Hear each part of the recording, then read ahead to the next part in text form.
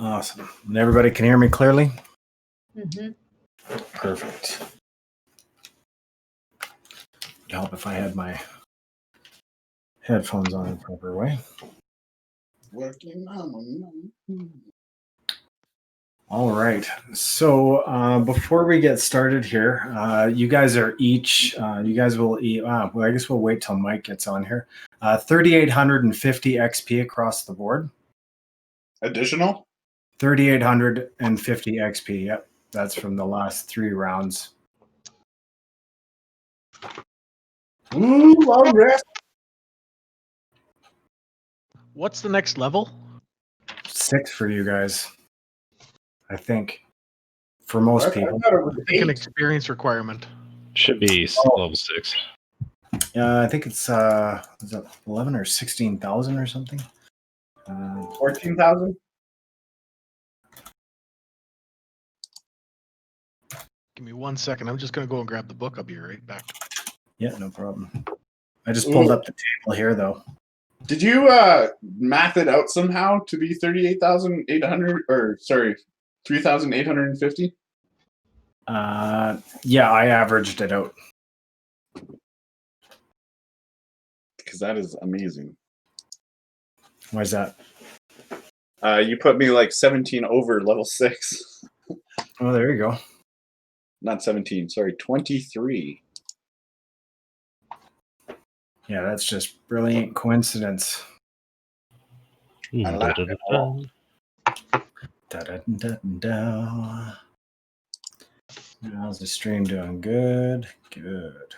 We only go up after a long rest, though. Yeah.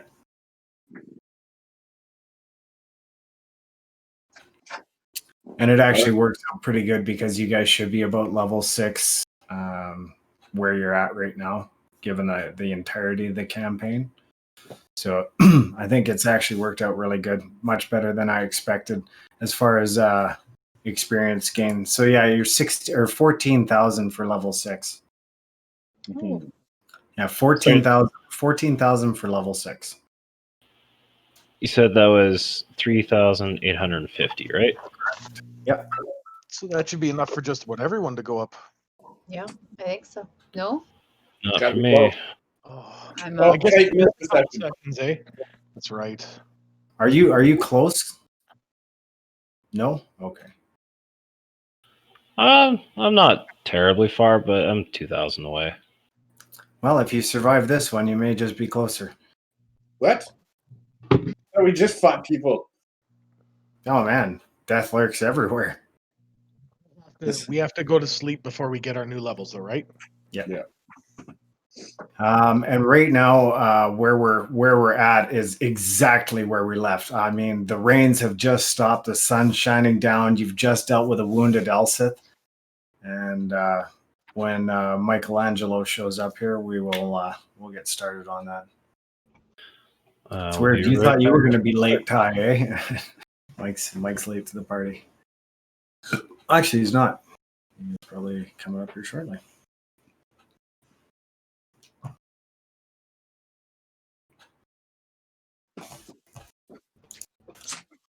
And I am always like so excited when you guys go into the next part.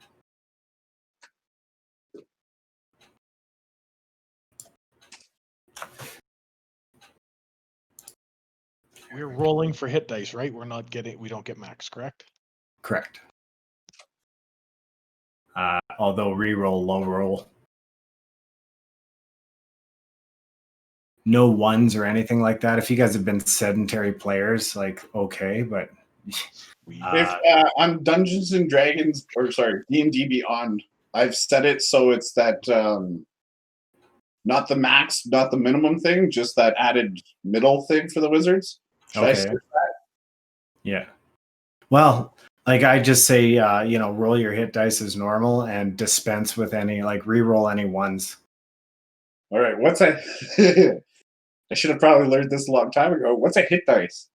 So every character has a certain hit dice assigned to them, like fighters are D10, so they go up 10 hit points per level, Okay. or 1d10 per level. Thieves D6 or D8. I can't remember what are thieves. D6, right? D8. D8, yeah, and then wizards D6. D4. Well, wizards in second edition were D4. I don't know what they are in fifth. D6.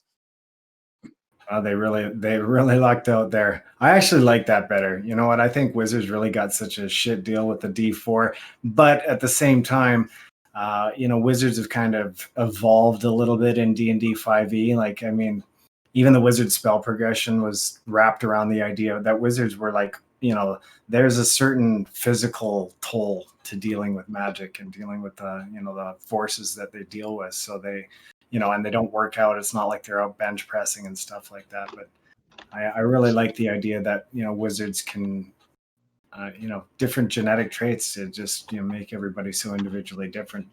1d6, I think, is fair.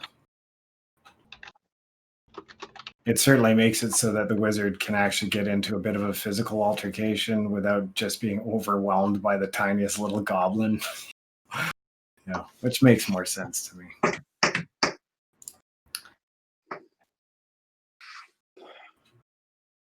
Oh man, there's like...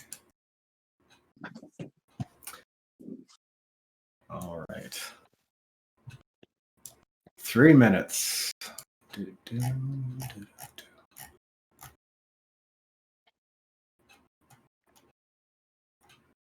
I like that. Just within, I guess within 40, no, not even. I guess within 20 days ride of where you guys are located, I have 92 campaign locations.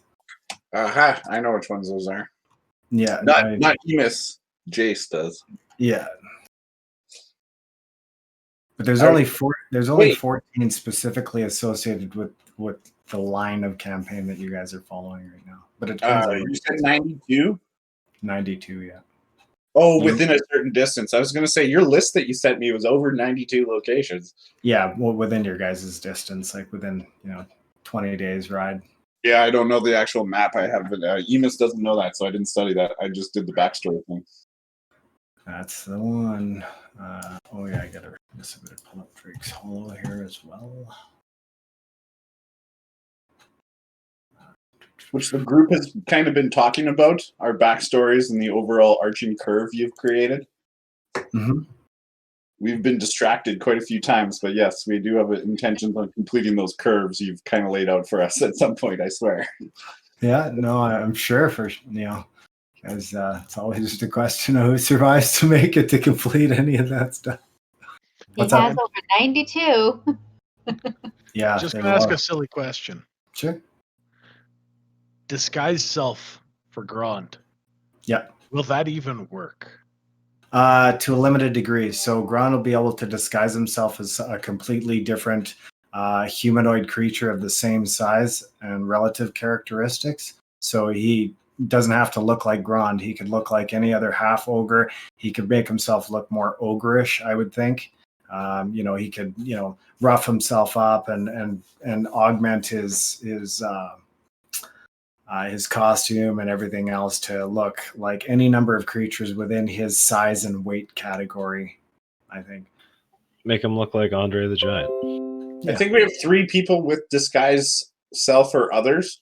I don't think I'm going to take it. I was just kind of curious because just Grond's sheer size is going to put him in a difficult category to try and make that work. Yeah. Well, the Yeah, design so stuff can't you add or subtract a certain amount of height? Yeah, to a degree, right? You can hunch down and you can stand up taller and whatnot. So you can augment that a little bit, but I'm going to apply some common sense to that. It's not a magical ability. So the only caveat. What's that? No, I might get the spell. Oh, you're getting the spell. Yeah, well then absolutely. Then you've got the same range of height and weight differential that you can apply as per the magic. I thought you just meant like dressing up and disguising yourself. No, I'm thinking you can go is 1 foot taller or 1 foot shorter. Sure. That's what it is. It actually limits you. You make yourself, including your clothing, armor, weapons, and other belongings on your person, look different until the spell ends or until you use an action to dismiss it. You can seem 1 foot shorter, 1 foot taller, and can appear thin, fat, or in between. You can change your body type, so you must adopt a form that has the same basic arrangements of limbs. Otherwise, the extent of the illusion is up to you. I was going to go with detect magic, but I think disguise self now actually feels a lot more useful to Grond. Yeah, the spell has definitely a lot better effects over it. Even generally disguising yourself without a magic spell, though, like you can disguise yourself. Like if you go into, especially if you were to go into a city of like, half-ogres or ogres and stuff like that, for sure, Grond would be able to disguise himself without the use of magic to appear as, a different clan member or something like that. Hey, Mike. Hey, everybody. Hey, how's it going? Hey. Ogres have cities? Huh? Do ogres have cities? Well, ogres have encampments, ogres have villages, towns, but no cities that your characters are aware of. Okay, that'd be scary. City full of Gronds? Oh no. Yeah, they're not really. I mean, ogres, in my mind at least, they're more of a tribal. They don't really build cities as much as they expand territory. Makes sense. Just get yourself a nice little swamp hut and tell everyone to get out of it. Yeah. So, Mike, you missed 3,850 XP. Oh, sweet. Sorry, what was that? 3,850 experience points. Oh, nice. Thank you. No, good job.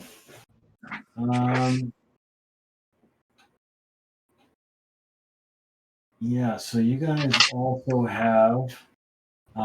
So where we left off, you guys have 5. Yeah, so you have 5 dead knights, and the body, the parts of the mage obviously faded and left the cloth behind, and the pendant of Letharg sitting on top of the cloth. You've just healed Elsith to a point of stabilizing him. And the cloud cover and the weird ominous storm and whatnot that was rolling in and mostly meant to disguise the activities of the mages and keep everybody indoors while they rounded up bodies and stuff like that from the scene of the crime, so to speak. That is all dissipated now, and the bodies still litter the field. Kelly, do you want to do a Twitch check just to make sure our sound is coming through? Yeah, you know what? That is a fantastic idea. Should probably do that early in the session this time instead of halfway through. Good call, man. So sound levels look like they're good on this side and streaming. So the only thing that we're going to need is any one of you, because I'm at the control board here, any one of you to mute the sound of Discord and flick on Twitch and just roll to the Take20 D. Never mind. We just got word from Jason. All is well. So Good stuff, J-Man. Good to see you. Thanks for joining in. Yeah, so, and Elsith is otherwise naked. He's not wearing any clothes. But you guys just... I cast an illusion of a bush around his genitalia? Okay. Yeah, just put a little leaf around him. Yeah, so an illusion, Give him a little you said bush, and an illusion of shrubbery, a nice domed shrubbery appears over the crotch area of Elsith with 2 small dingleberries just hanging in the appropriate location. So right out of your control, but good magic. Good magic. Grond will kind of nudge him. Did you know if you trim that, it'll make the tree look bigger? It's Kite, like, put a tree conversation immediately and all blushy. So you guys are you only a few minutes here have passed before you hear some crashing, thundering out of the woods to the north, and it sounds like something large and heavy is thundering towards you, and you hear a mighty roar. All of you kind of turn, and you see it looks like a white grizzly bear. Just like albino grizzly bear thundering towards your position. Yeah, it's about 100 feet from your position and thundering towards you. Grond is going to stand between Elsith and this thing, I realized meta, I think this is one of his familiars or something like that, but non-meta, Grond is thinking this is an aggressive large creature, so Grond is going to stand, put his body in between. Okay. And what are the rest of you doing? I think the ones who can cast illusion should cast an illusion of some deer running in front of it. Like I could cast a deer, maybe Kite, you could cast a deer with me, little Bambi. Go throw everything off. Kite's gonna ask Elsith. He's unconscious. Oh, then never mind. Then yeah, she'll do a little ninja sign and make an image of a deer kind of bounce through the forest. Jace, any action? Well, I do remember that necklace of Letharic gave you guys the cold fingers. So I'm just going to say, wrap that up, save it for later. Yeah, actually, somebody did wrap that up. I did grab it, and I took the wisdom saving throw. I passed it, so I have it right now myself. But yeah, but you would have had to wrap it up. I mean, it would be extremely uncomfortable to hold for sure. I think didn't you already wrap it up? Yeah, that's what I thought. I wrapped it in the cloak of. Yeah. Grond wrapped it, but I won't touch it anymore. I failed to destroy it, which is what I thought it needed to be done. Yeah. So I think Emus just has it now, right? Like you picked it up after they wrapped it. Okay. No, I didn't add it to mine. I just said wrap it up, don't touch it. Yeah. Okay. Yeah, and I got it. It's in your possession, though, right, Emus? No, it was my Gone possession. Sorry. Bops got it. Yeah. Okay. That's actually that's good. Okay, so we'll I just want to make sure and make a mental note of who's got that. So this Calyndra, any move before this creature? Got it right here. Evil mage necklace. Got it right There you now. go. Yeah. I'm just prepping my my Sayat just to have on hand just in case. Okay, so and about how far between you and the bear thundering towards you are you casting those deer to appear? Probably midway between us, like, and then trying to veer it off. Okay. So you create an illusion of two deer that appear just outside the woods and then come through, thundering through the thicket just on either side of the path leading north. And they stop for a moment as they look towards the bear, and you kind of guide the bear out, or at least that you guide them, in a different direction. And the bear thunders right through your deer, literally smashing them aside, dissipating the illusion, and stops just right in front of Grond. Like literally a foot. And it is like, it's a big bear even next to Grond. I mean, Grond, you're staring at face to face pretty much. And it's just like, it snorts and snorts in its own bear derision. And it looks fully intent. It tries to circle around to the right. It's trying to move to protect or eat Elsith. Hey, Grond is staying 100% in between. Okay. The bear lunges towards you and makes a move to attack. Roll initiative. Holy, seriously? I thought this was a friendly bear. I think it is. It could be. What's his name? He's a druid. Tyler knows it is. Grond does not. Grond's initiative is dirty 20. Okay. Yeah, you have the initiative. I am going to attempt to passively parry its strikes this round if I can. Okay. Yeah, no, we can allow for that. That's the dodge action. Okay. So I'm gonna need a roll from you. A 14 does not hit you. Correct. And I rolled a 12 plus whatever bonus you want me to apply to this. Okay.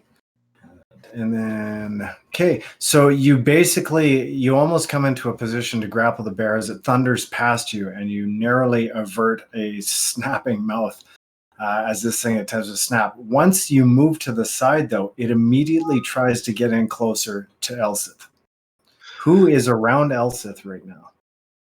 I was, because I was treating him. Yeah, I healed them Kite too. was helping him with the medical there. Guess we all are. The bear seems extremely enraged, and it actually leers up as soon as it stands up on its hind legs now, and is just a little bit taller than Grond. So it's it's up, and it's going to make another strike attempt at you, Grond. But I'm guessing that a 6 is not going to hit you either. Correct. When it stands up like that, Yep, can I try and do a shoulder tackle into its gut? absolutely. Okay, we're gonna omit that last attack strike by the bear. I'm guessing. Did you want me to roll an actual attack strike to hit this thing?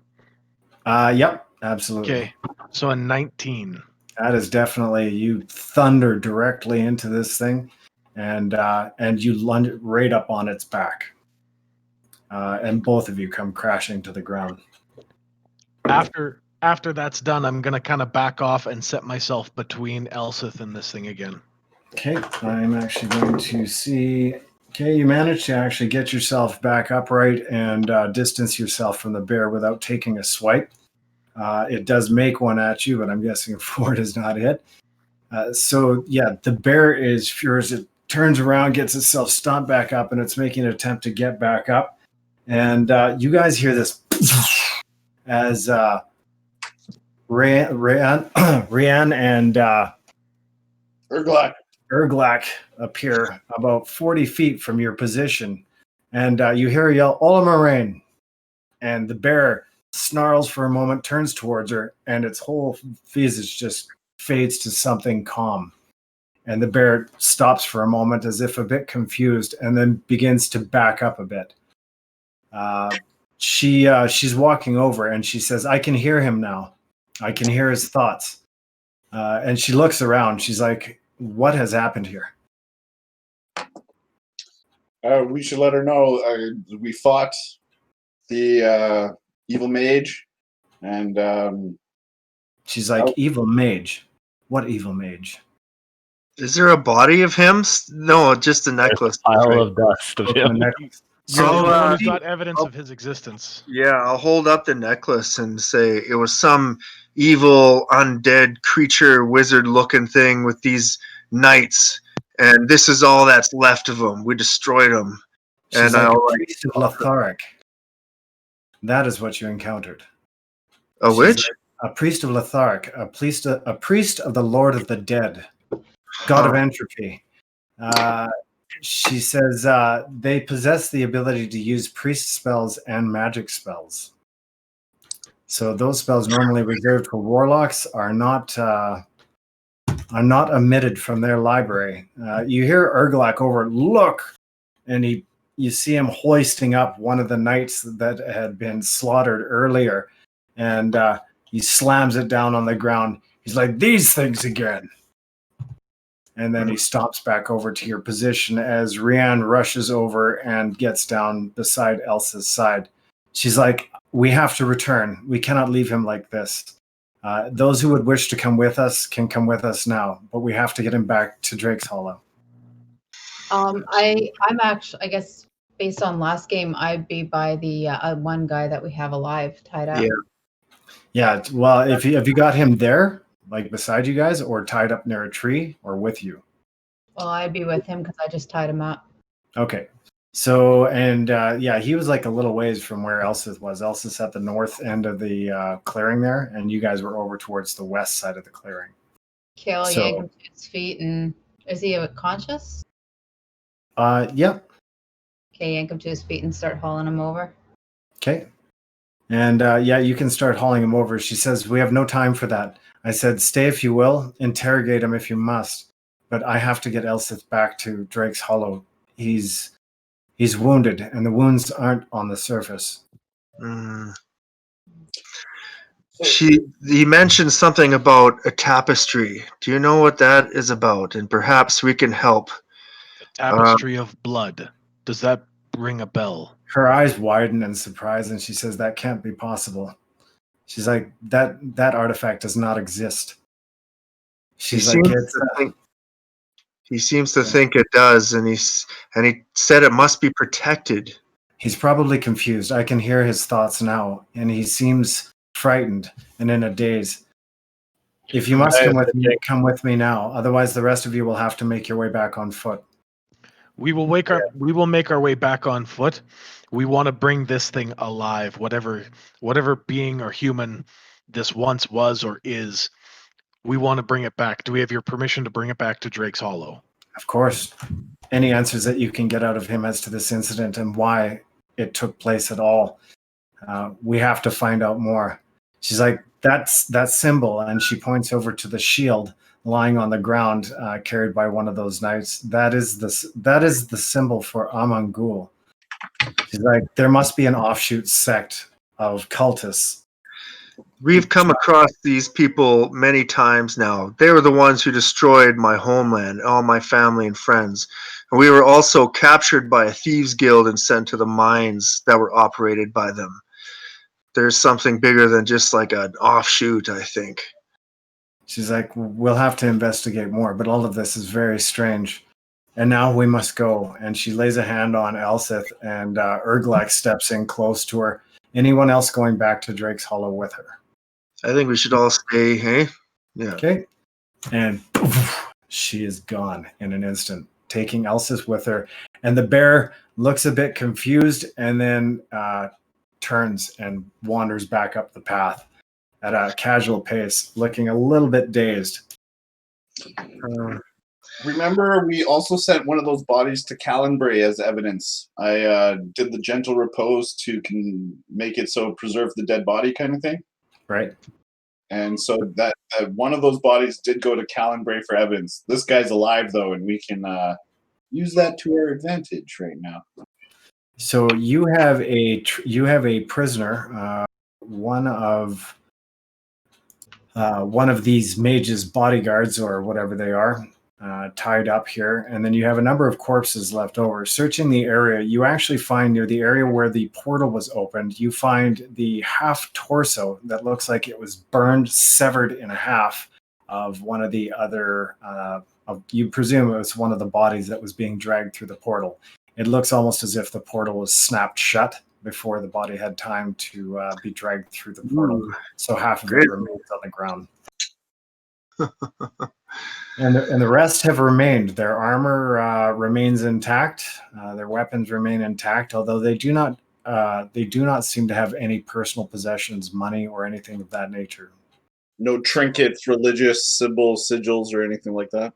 Nothing at all. Just the shields they carry and the weapons that they carry. And Should we cast Tech Magic and see if there is you can do that as a ritual, I think, Emus. Yep. So there's two heavy crossbows, there's 4 long swords, 3 large daggers. Are we writing this down? Sorry. Yeah, you can write it down.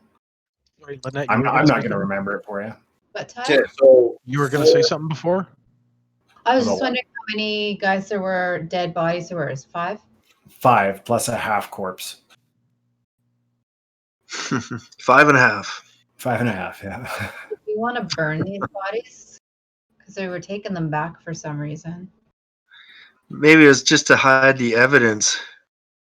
ooh, no, not when dealing with the dead. Every corpse is still a soldier. Good point. Good Maybe point. not the half soldier. That'd be kind of funny, but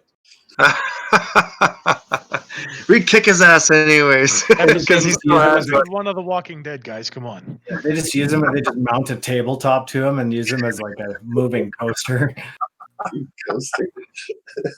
walker. Yeah. We could use one of those, actually.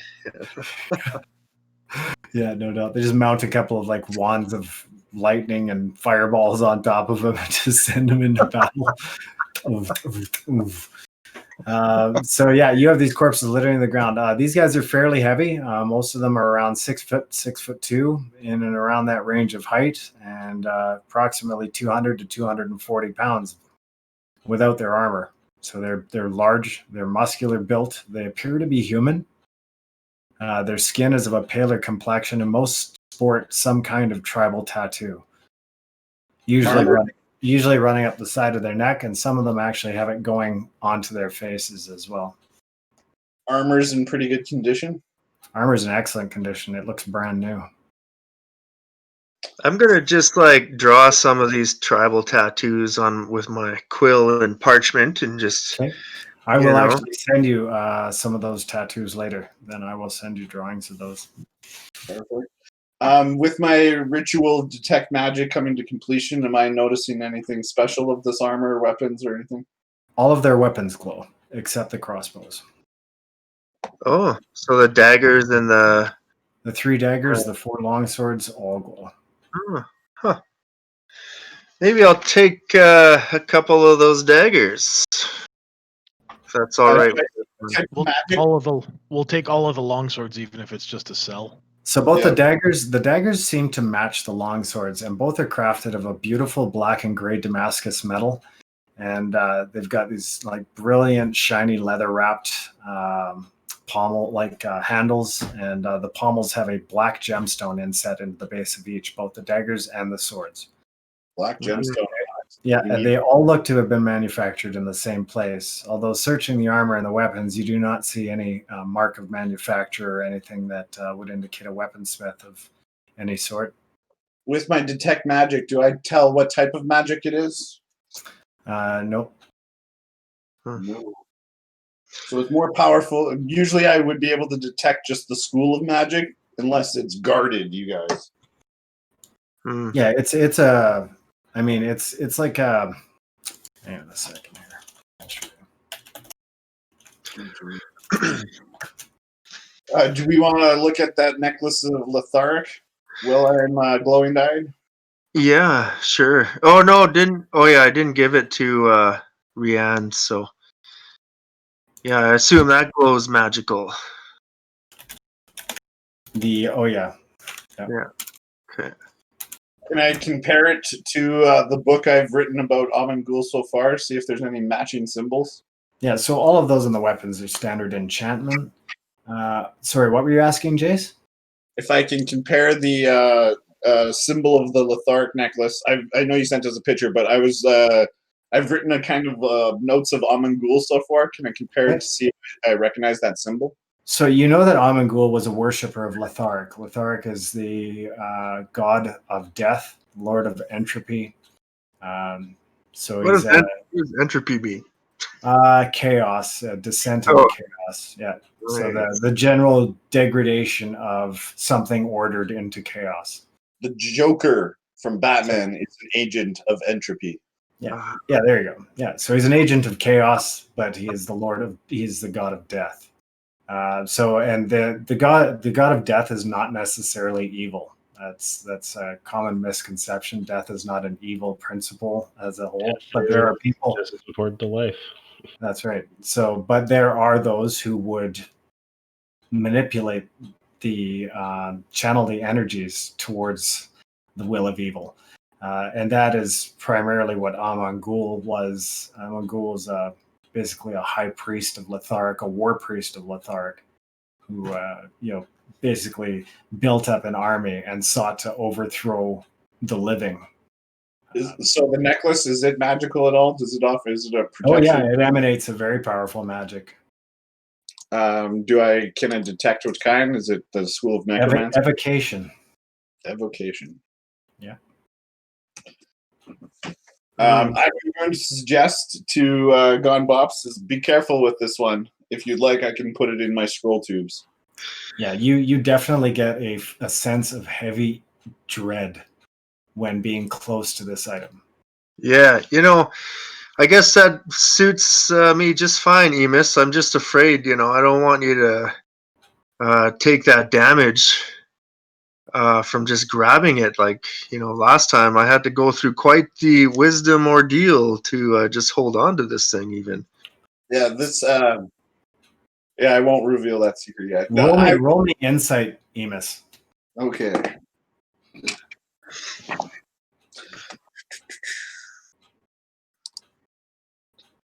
Seven. 8. Okay, no problem. So yeah, you don't quite derive anything from this particular moment, but you do feel that that having it wrapped in something will prevent you from taking damage directly. Oh yeah, Yeah. that's clear. So it's wrapped in cloth as it is, right? Okay. If you guys felt cold, did you feel any? I'm asking the two that did touch it of the sensations they felt while grabbing onto it. Yeah, it's like sticking your tongue to a frozen pole in the middle of winter. Ooh, I did that. That was not fun. Yeah. Yeah. My tongue hurt for weeks. Yeah. Uh, That's so funny. Right away, I'd think of A Christmas Story. yeah. Kid just howling. Oh man, such a good show. Keep the necklace with you. I think it might be something we can use later. Yeah. Oh, right on. Jose Esteras. Awesome. Thanks for joining in too, buddy. He's like that. I like that. When dealing with the dead, every corpse is a soldier. It's like so true too. So very true. Yeah, we should burn them. Yeah. So what are you guys doing? It's early afternoon. If I'm finished that sketch of the tattoos too, I'd like to maybe just search around where Elsith came from, maybe, and Okay. see if there's any tapestry clues. I don't know. Okay, so I'll get you to roll investigation. Anybody who's searching their particular area. If you are searching an area, though, I need to know where in the clearing, northeast, southwest, that you're searching. I'd say by the tower. And how long you guys plan on spending searching. To search the entire clearing thoroughly, I'm going to say you're going to need to spend half an hour. I think that's worth it, eh?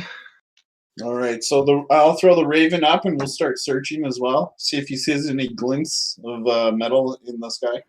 Okay, well, your raven soars up, coalesces and forms itself and gets up there. And you see off in the distance, up a trail heading north, you can see that the bear has actually wandered into what looks like a large garden area where there's a bit of an organization to plants. And the plants there look quite different than everything in the surrounding area. You had caught a wind of an arboretum that Elsith had earlier. That was to the north, and that's kind of the direction that bear headed. But short of that, you just catch the falls, the lake, and you can see the smoke rising from the chimneys of Drake's Hollow in the distance as well. Is that garden where Elsith came from? Yep. So I guess that'd be the area that I would be investigating. You're welcome. Okay. You I'm headed gonna- up north? Yeah, I'm gonna head up there. If he's going up there, I'm actually going to go as a bodyguard. Okay. Oh, I think I'll be okay, Grond. It's okay. I Oh, think okay. Too far on your own and get into trouble or caught by some big I love monster. that. That's got to be one of my favorite statements in D&D ever said right there. I'll be fine on my own. That's Grond awesome. is overruling this, little one. Grond is overruling this. well, I guess you're welcome to tag along. I'm not your boss. Yeah, as you're staring up at the towering form of Grond, telling him he's not your boss. You ain't the dad of me. It's like, I like you too, Yeah, Grond. that's Give him a whiff of Pat him bacon. on the head. Yeah. Sure. And what are the rest of you doing? You have a semi-conscious soldier in armor sitting next to a tree beside Calyndra. What are you doing with him? I want to. Kite's hanging out with him too, as just like making sure he doesn't make any sudden moves. He's staring at all of you. He's just staring at you, and he's looking from person to person, staring, not saying a word, but appearing to analyze you. Kite and Calyndra, you're staying with me? Yeah. I'm going to ask you guys if we want to start the interrogation. A little bit too joyous. You can see the excitement in my eyes. Okay. As Don't long do as anything we're too alive. creepy this time.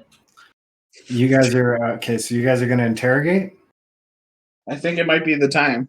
Okay, so he's only about half conscious, so you'll kind of have to shake him awake. Well, Grond and Bops wander up the path to the north. So the path actually continues quite a Yeah, ways. just before we head in here, if it's all right, I would have grabbed 2 of those daggers. I think Okay. I want a little more punch. If Yeah, that's you okay. guys can distribute them however you like. Okay. For the community right now, there's 4 long swords left and 1 dagger. You're adding 2 daggers to yours. Yeah, 2. Yeah, and anybody doing anything with the 2 heavy crossbows? Nope. Okay. So those will just stay on the ground where they are. The crossbows aren't magical, right? They're non-magical. The crossbows, no, they're not magical. Yeah. Okay. Now that said, the small packs of bolts beside the gentleman are in fact magical. Ooh. Oh. Calyndra. Yep, there's 8 in one, and there's 7 in another. Does anyone else use crossbow? I do not. One day I might hope to, but Well, everything's got a resale value too, right? yeah. So there's 7 in one and 8 in the other? Yep. 15 total. 15 total. So those are going to Calyndra. Yeah, and they also have a very faint enchantment. Enchant. There you go. So, Grond and Bops, you continue up the trail for just a couple of minutes, and after a while, the air starts to become incredibly fragrant with the smell of all kinds of flowers. So, and you see that as I'm walking, sorry, before I enter, I want to set the scene and make sure Grond is okay with this. Maybe you can look for traps, and I just want to make us seem like we're a friendly part of this garden, so I'm going to play some chill music for that bear. I believe that bear is just a protector, and I'll try and do my best to soothe that bear and make a friend with him, so we can maybe investigate in peace. Okay. Oh, I can't hear you, Grond. I'll have to get you to do both because traps are not my forte. Oh, You stand okay. still while you serenade. I Okay. can look, but I've never been perceptive enough. Grond, do you want me to go with him instead? And you can do interrogation? If we need a heavy hitter, we can. Rianne said we could bring him back. Grond is going to sling him over his back. He doesn't care. If the guy survives to make it back, awesome. Fair enough. I can learn his surface thoughts really quickly. Okay. So yeah, I guess if that's okay, then I'll look for traps, and then when I think they're good, I'll play a song, and we'll move forward, and we'll proceed that way, Kelly. If that's okay with you, Grond. Yep. Yeah, so you notice that as you continue up the path towards the north, it starts to widen a bit, and that the bushes and trees on either side start to become quite diverse. Normally, you've got your, you've got your all seasonal trees, and you've got your evergreens and stuff like that over here. Your conifers and your deciduous, but now it's starting to move into some things that look quite different from the surrounding forest. Lots of flowery trees, lots of flowery bushes and vine plants, and vines trailing up, all kinds of different trees, and actually an almost complete absence of the regular trees that you've been surrounded with as you enter into this giant garden area. Huge towering plants, flowering. It's funny. Here, I'll show you. And at the right in front of you, about 50 feet in towards this clearing, with bushes on the left, trees on the right, and more trees further down, you have, oh yeah, nice. You do see standing in the center of the path that you're on, a towering 7 foot tall, well, I mean, not towering to Grond, but it's about a 7 foot tall plant resembling that. Wow. Towering to GB. Yeah. So you guys are approaching that point. Meanwhile, back at camp, you guys are giving this guy a shake to try and rouse him and ask him some questions. Oh, I thought Grond threw him over his shoulder. No, that'll be later on. You guys can interrogate him for now. Oh, okay, now I understand. Upcoming. Okay, so you've got a half-conscious guy. Are you going to shake him awake? Okay, so we're going to plan this a little bit. I'm going to talk to him. Do you want to stand in front of him? Or wait, he can see us right now? His head's hanging down. He's like just, And then every once in a while, he'll lean up and kind of stare at everybody and then kind of hang his head down. I'm staring right back just as intensely. Oh, As yeah. you stare back, his head cocks back unnaturally and his eyes go milky white, completely pupilless. And his mouth cranks open at an unnatural size. And he's like, "You're all going to die." And the guy's head snaps back unnaturally as his jaw drops a good foot below the top of his face. And he just drops dead. Well, that was I knew that was going to happen. Really? You knew that specifically was going to happen? Yeah, well, Because call me the fool, but that was a bit of a surprise to me. the actual head snap back, yeah, that's pretty cool. That's a surprise. But the actual trigger for your boss man, if someone gets captured, to have like the cyanide pill in the tooth, that's a regular spy mission. Looking at the guy now, it looks as if every bit of fluid has been drained from his body. The corpse that remains is desiccated and looks aged, as if it's been left to weather in the sun for a great deal of time. His pallid complexion now replaced with the dark and desiccated remains of a human corpse. okay, Hey, guys, Emus, Sorry, what was that? I was saying we got to burn these. Go ahead. Before we do that, Calyndra, Emus, you know about this gross magic-y stuff. Maybe you should check this body over, see if there's any kind of runes or some kind of magic catalyst that caused that. I'm gonna Maybe some kind of hint. well, since I searched the other bodies and the pile of dust of the other one, this is just Emus speaking out loud, but he's going to surmise the tattoos have something to do with it. Do the tattoos look like they're glowing on this guy at all, or When Nope. he was dying, they didn't. But you do, as you examine the corpse a bit further. Actually, I'm going to get an investigation check from anybody who is searching this corpse. Kite will just assist. Okay. Emus to give him advantage. Okay, so advantage. Nope, we'll need it. 21. Okay.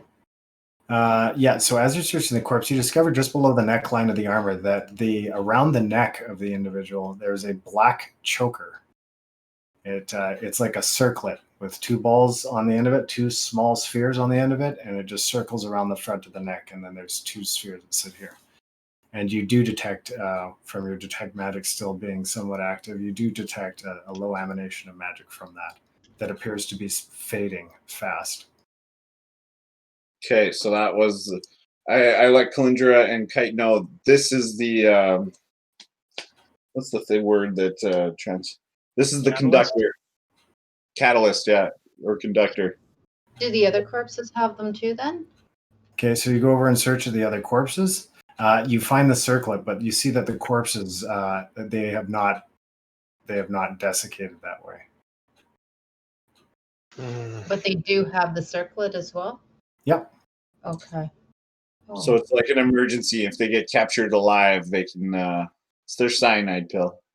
Damn it! These Okay, guys back to Grond. You guys are faced with this huge plant, and the tendrils of the plant kind of sway over the path to the left and to the right of it, which leads further into the garden beyond. Man, I don't like the look of this plant, Grond.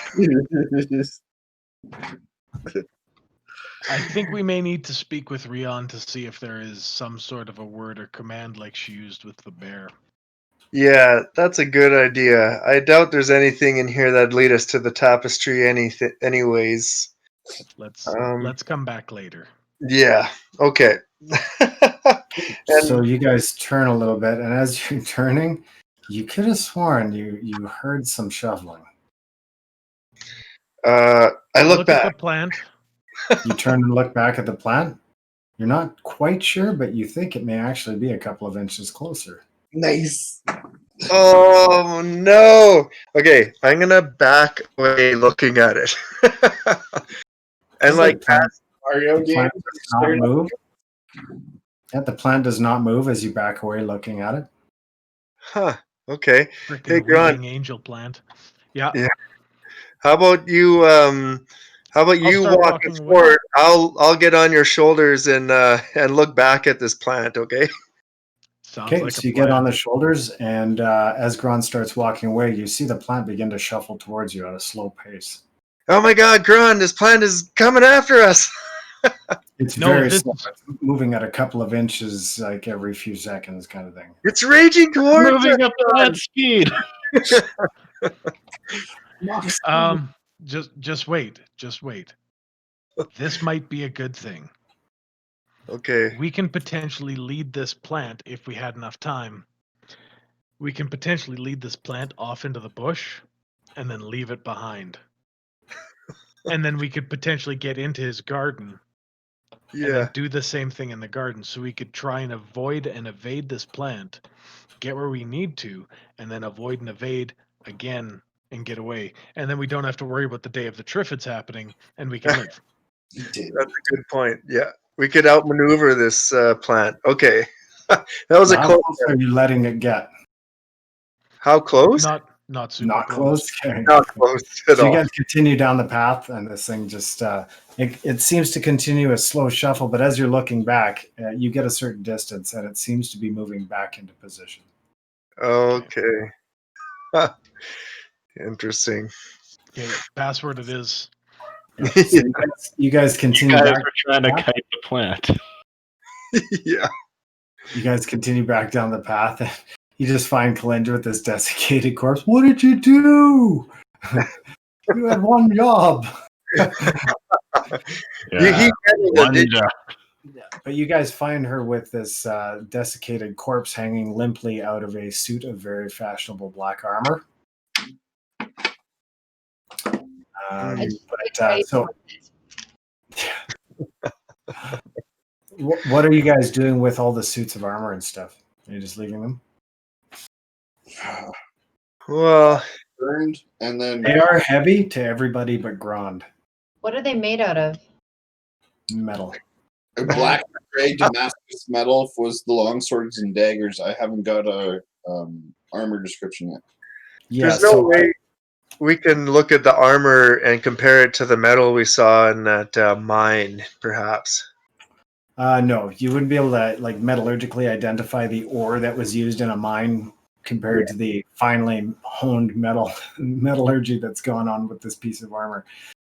It is very well crafted, and it appears to be a combination of like silver filigree and embossed design on black metal armor. You're not sure exactly how the metal is blackened, but it is black and it is definitely metal. And the swords are, a dark black and gray Damascus type. So it's all A little different. It's actually quite a beautiful suit. Well, team, I'll let you defer on the looting part of it, but I do say we have to make our way to proof of evidence, or tell someone that the Amun-Gul is back or his cult is arising. Yeah, you figure they're probably about 40 to 45 pounds. Deesh. Emus is already packed up full of stuff. He's a hoarder. I'm a gnome with not great strength either, so 45 pounds worth of metal armor built for a humanoid much taller than you is going to be pretty hard for you to carry.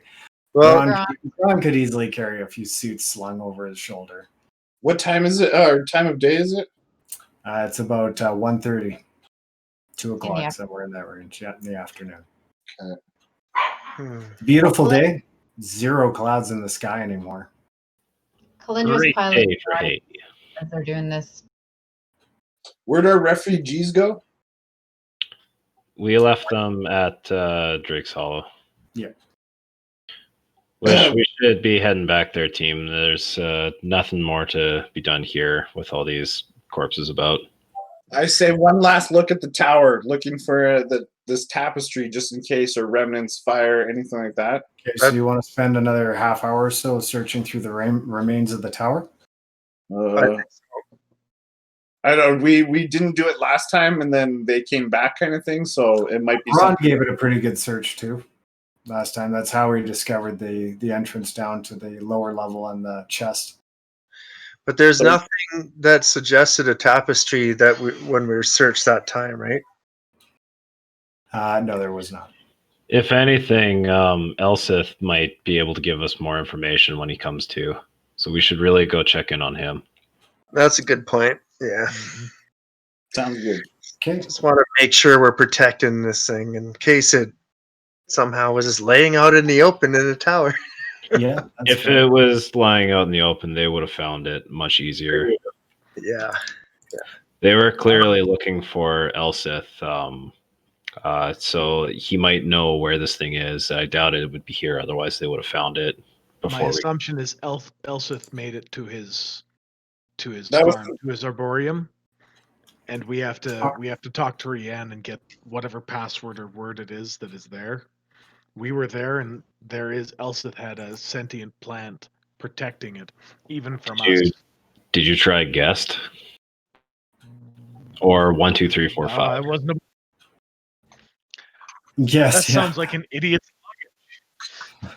1, 2, 3, 4, Sorry. 5. I got the same number on my luggage. Change the combination of my luggage. Yeah. All right, let's head back. And by the way, Grond and I saw this giant flower-looking thing that was like chasing after us. I don't know if it's a friend or wanted to eat us, but just so you know. Just so you know, so I'm going to post I'm going to give you all the crow's eye view of the area. Knowing Grond's history with hungry plants, I'm sure it was the latter. Yeah. And you can see Drake's Hollow and the northern road. You can see that off to the west there. All right. Well, let's head back, crew. Burn these bodies. Okay, so yeah, what's happening with that then? We're burning the rest of the bodies. Okay, Actually, so, we'll burn all but one. okay, and are you keeping the desiccated one, or are you keeping one of the guys that is still intact? One of the desiccated, one of the intact. That way we can show both as evidence if we need to. And how are you carrying them? Didn't we send one ahead already? No. I froze one in time with gentle repose, and we sent it with not Calados. What was his name? We sent it to Calyndra with someone. Yeah, who did you send it to Calyndra with? I'm trying to remember that now. I'm like, did you send it? When we were on the road, right? And we like took those guys down that were just bullying everybody looking for Grond. Right. Yeah. Who did we send them with? Was it those guys? No, it wasn't the priest Brieger. No, Brieger and Torv went west to Alshanir. Mm-hmm. Not Freeman Allenbriar. No, that was the. No, that's the wizard from Dimir. Was it the people that were getting bullied? I don't think you sent it with them, though. Can you imagine having some stranger say, "Hey, do you guys mind taking this corpse up to El Moraine with you?" Just show a guard up there. Tell them you found it on the road. All I have is a corpse in full armor that I put 2 bronze pieces and sent on the way, so it has 10 days or something to get there. Okay. And I'm going to go back through that episode and figure out exactly what happened there, because there may be a corpse on the road, but it's still got some time before it's going to arrive anywhere near El Moraine. Did you say Calyndra? Calyndra, right? Calyndra. We sent whoever told us to. We showed Urglak or something. I don't know. Yeah, and it's days away from arriving there anyhow. So we all have time to go back and recap if we want. So we'll assume that is still on its way to Calyndra. And Grond, you're just going to use some rope and kind of lash these bodies together, lash a couple suits of armor together, or are you taking any of that armor? We'll take the armor too. Okay. The bodies, it doesn't matter if they're dragged or not. So I'll put them in the armor. Like if they were in armor while they were alive, I'll leave the armor on them, Okay. and I'll just drag them. But I'm gonna make sure I bind up the arms and anything real good in case these things do wake up Emus. Okay. Yeah. And okay. So- So Gotta you have guys, you guys begin dragging the corpses back through the bit of a ravaged path back through that central clearing there, and then towards the Serenity Lake, and finding yourselves at the base of the lake with a heavy load of armor and corpses dragging behind Grond. You guys have to decide how you're going to either cross this river to the other side, cross the river at the base of the lake, or whether you're going to find your way back up the falls with this heavy load. We can just like tie him up and climb up and then haul him up. Okay, yeah, that's one way to do it. So you're going to basically tie a couple lengths of rope together and then climb your way to the top of the falls. You guys are familiar with the falls, so we're going to say that you cross the lake easy enough. You guys are kind of have to portage that shit across from island to island as you make your way to the base of the falls.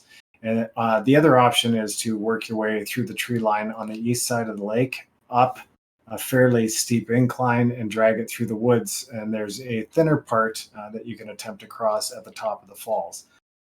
But you guys are familiar with the direct approach, which is to go through the lake, portage your way across, and then attach the rope and climb yourselves up, and then attempt to just hand over hand that stuff back up to the top. So we're going to say this all takes about an hour for you guys to make it down that path, get across to the lake, get to the base of the falls. All of this happens without incident.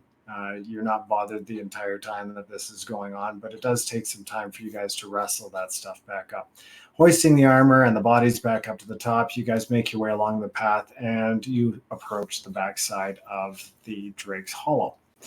So you're at the back end of the three massive trees that have formed into a hotel of sorts, and you work your way around to the front entrance, and you guys can go inside. There doesn't appear to be anyone standing outside. What? Huh.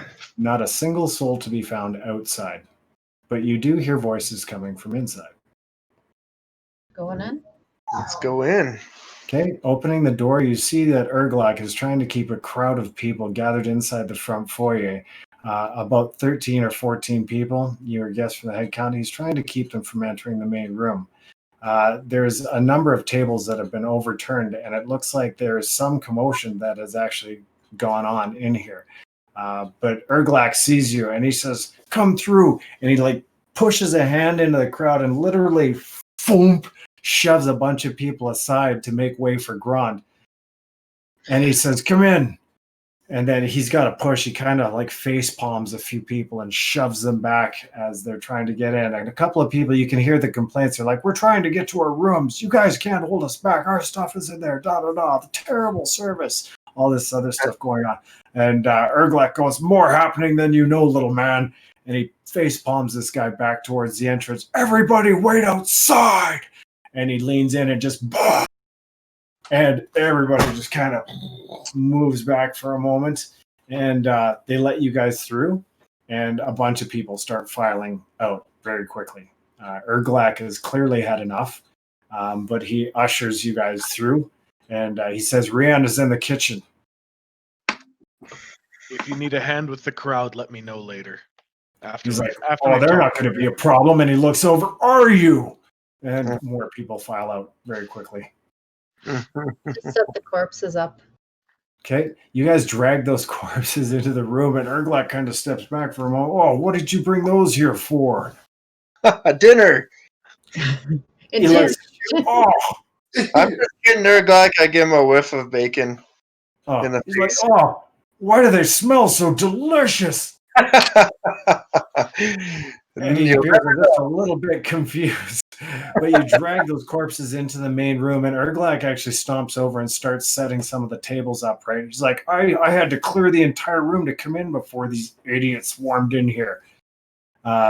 And you can hear the voice of Rianne chanting from the next room. As you enter the other room, she appears to be guiding her hand over the top of Elsith, who is no longer naked. He's wearing a white robe, and she's chanting, and a blue light begins to emanate from Elsith's body and then dissipates inside. And Elsith, his eyes kind of flicker open, and he's like, Rianne, I can hear you.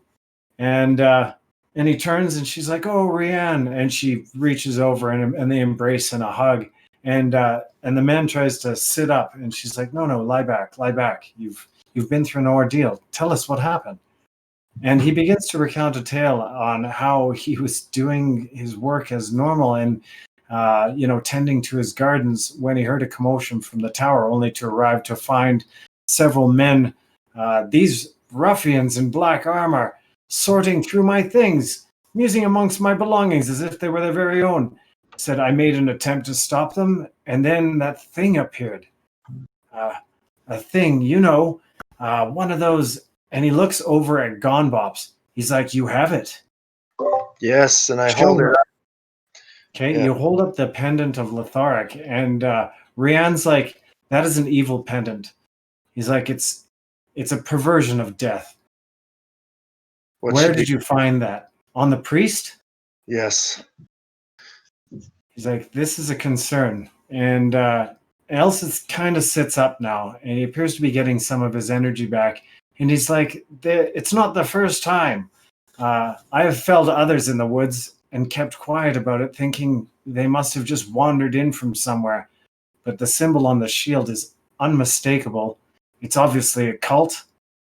They're obviously worshippers of death, but I don't know what intent they had in my tower. And then he sparks up. He's like, the tapestry. The tapestry must remain hidden. And she's like, the tapestry is a myth, Elsa. He looks at her. No, it's not.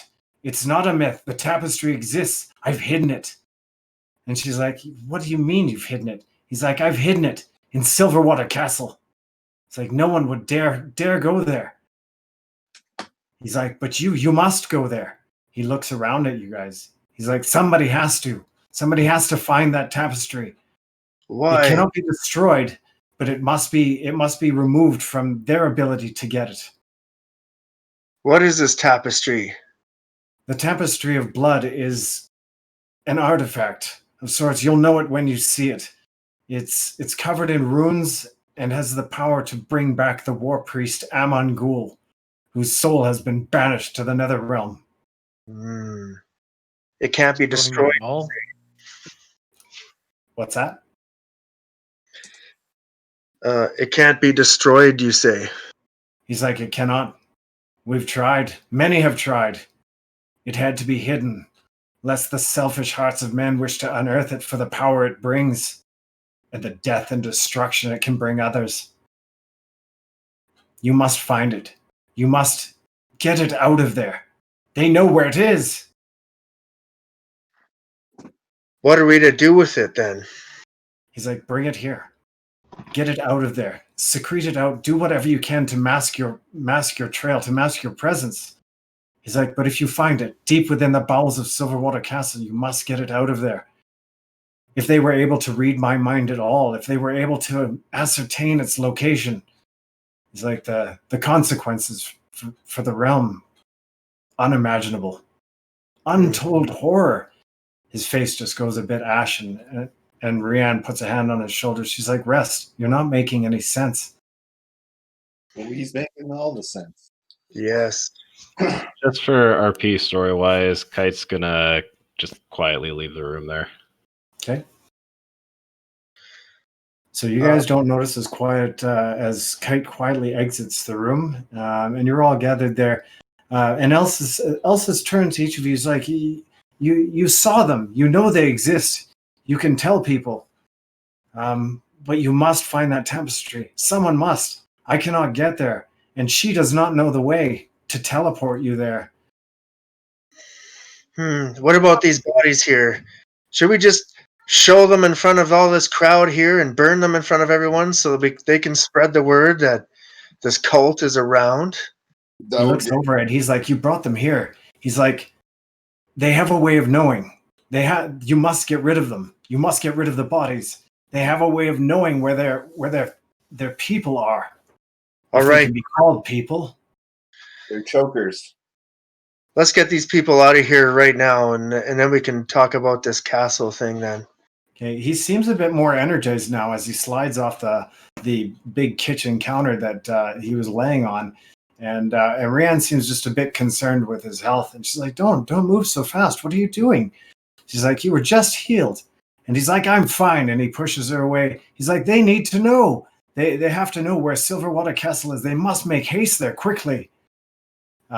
And he tells you that Silverwater Castle is only about 2 days' ride north on the northern road. But that the road forks off to the west, and that the area that forks off has kind of been overgrown and somewhat hidden, disused. The passage of time has made the path unusable by the wagons and horses that used to trot it on a daily basis. Now it's been somewhat hidden from view. You must search for a clear break in the road and then push through the forest on the left. You'll find the path. He says, "But I cannot go with you. But you must hurry." North. Okay. Emus is going to refer to his map. Okay. And, Rianne actually pipes up and says, like, "Before you do anything, you all must rest. You've all been through an ordeal." Yes, I could agree with that. Okay, and Elsith goes, "Well, they cannot rest for long. They must make haste by morning and do get rid of those corpses." He points at them. "Foul things. They're not even human." Where should we dump them, you think, Elsis? He's like, "Bury them, burn them, just get rid of them, take them far away from here." He's like, "If they have any way of telling where they are, dead or alive, you could be putting all of us in danger." Let's take them out and burn them. Take them up the road a bit. Okay. Yeah. Smash those necklace chokers. I hate to say it, but Okay, Throw so them into the lake there or something. okay. The As soon as you say the lake, Elsith, no, don't you dare hurt my pets. Say, don't pollute them in the lake. They will bring death for sure. It's like, just take them into the woods or something. Bury them, burn them, just get rid of them however you can, but just take them away from here. Burn them outside, and let's tell everybody that's around that this is happening so we can spread the word. And I'll sing a song to try and ease whatever souls these creatures have left back into a better place. be Okay, careful so about as you the way drag we announce it because we don't want to incite panic. Okay, so as you drag those corpses back through the front foyer and towards the front door. Sorry, you had something, Jace?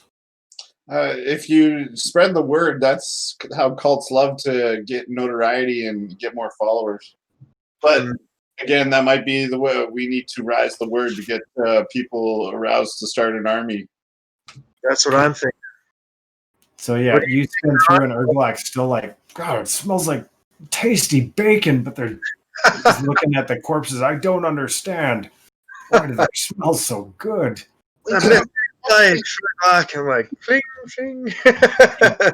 He's like literally like drooling a bit. He's like, "Maybe," and he holds one up by an ankle. He's like, no. So you guys take them out the front door?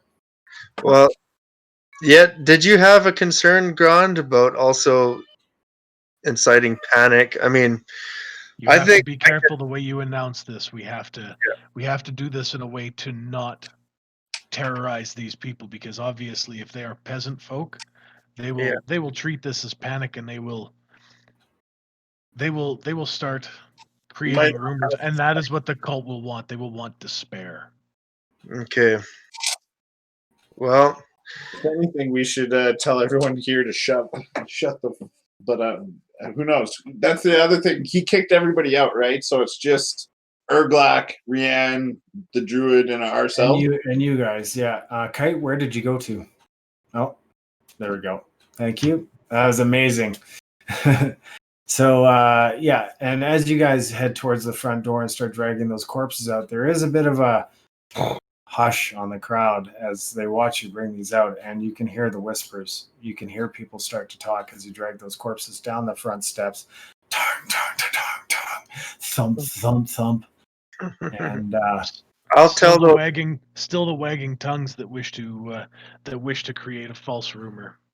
okay, well, they're like, there's some wide eyes, and you can tell that some of these people are not quite commoners. Some appear to be adventuring folk.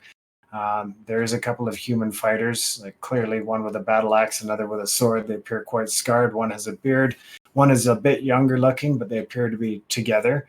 And you see that there's someone seated in kind of a hooded cloak. Not the hood isn't up, but he's got dark hair, a darker complexion, but he appears to be human, seated on a horse, and he appears to just be studying the scene from where the horses are tied up down near the base of the tree. But other than that, a lot of people here seem to be just common travelers. I'm just gonna say here, yes, times may be getting more dangerous. We have all been witnessing the rise of dangers in the roads traveling for us. There's something afoot, but don't be afraid. Although there are powers of evil that are coming, there are also powers of good. And we are able to slay some of these vile beasts and spread the word that there is hope and that there are mighty warriors out here to meet this. But we'll need more. What's your charisma? It is 18. So I'm doing much better than I am right now. I'm just going to kind of accentuate his point, so I'm going to try and give him advantage, and I'm basically going to say, if the 5 of us took out one of his strongest lieutenants, obviously they are no match for the goodness and humanity that exists. Do not fear. Okay. You hear a myriad of reactions from the crowd, everything from scoffing to just gasps of from some of the women folk that are seeing these corpses being dragged out, especially that desiccated one, which looks like an absolute horror show. We really should have covered, but hindsight. Yeah, right. So I'm going to get you to roll performance for me, Gone Bops. With advantage, bro. With advantage. The wind gently breezes through his majestic beard to further accentuate his charisma. Calyndra, can I get you to roll a perception for me, please, as well as Grond? It's a 25. Okay, perfect. 19. 19. You spot Kite sitting up on the roof. And Gombops, you appear to have rallied quite a few people to at least being more approachable, and some of them have actually moved in, and their fear and awe has been replaced with a bit of curiosity as they approach you and the corpses, and they're coming in to have a better look. And then I say, we will now burn these corpses and set their souls free to a better place and bring the light upon this world. And I start playing a song to that effect. Okay. So you're playing a song now? Roll me another performance, please. Calyndra's going to head up to the roof with Kite, see how she's doing. All righty. Give me a quick acrobatics check, please. I got a 25. Yep, you nimbly and quite deftly work your way up to the position on the roof where Kite is sitting in apparent deep contemplation. And Gombaps, your performance goes off without a hitch, and the mood has shifted slightly, but you're still standing around a giant pile of corpses in black death's head armor kind of thing. So you're able to lighten the temperament a bit and put people's minds at ease, but you guys have to do something with these corpses. Well, let's just drag. Yeah. You're just gonna burn them? Yeah. Okay. Press the digitation, light them on fire, burn those MFs. Okay, Yeah. In the armor, out of the armor? Are you taking the bodies out of the armor, or are you just heaping them up in a giant pile and going for flesh and slag here?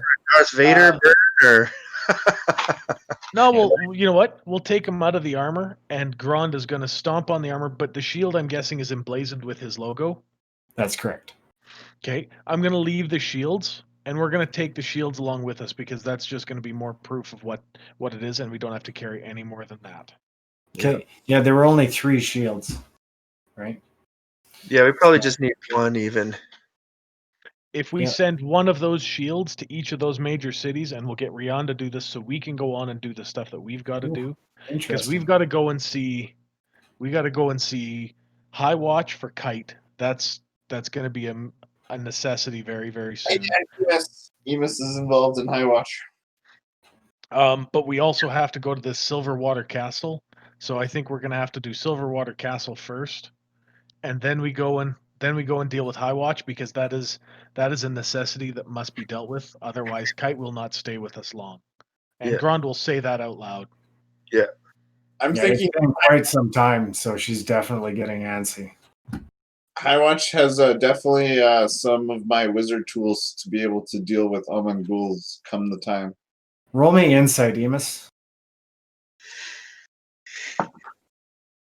18. You think to yourself, oh, I wonder if Rianne's ever been to High Watch. Perhaps she has the ability to teleport us there. Yeah, so my awkwardness, I go up to Rianne and she's pretty. What's she doing right now? She's back in the inn with Elsith in the kitchen. Okay, so I go approach both of them, and Okay. just Did you burn them? Elsith says, did you burn them? Did you get rid of them? that's currently going on right now. Okay. And then I diatribe about High Watch and its importance to us, and wondering if they have the ability to depose us at High Watch quickly.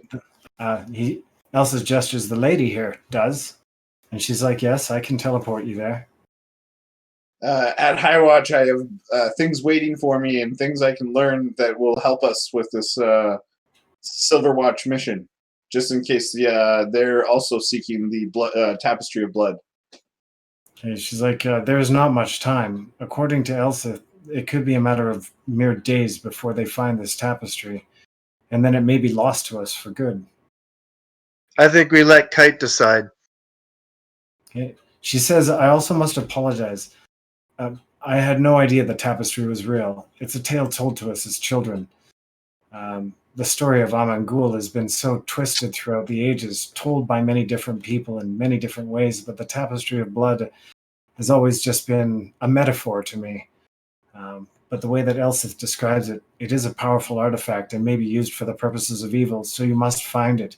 And if it is not able to be destroyed, you must return it here so that we can put it in the hands of somebody who can secure it from the forces of evil.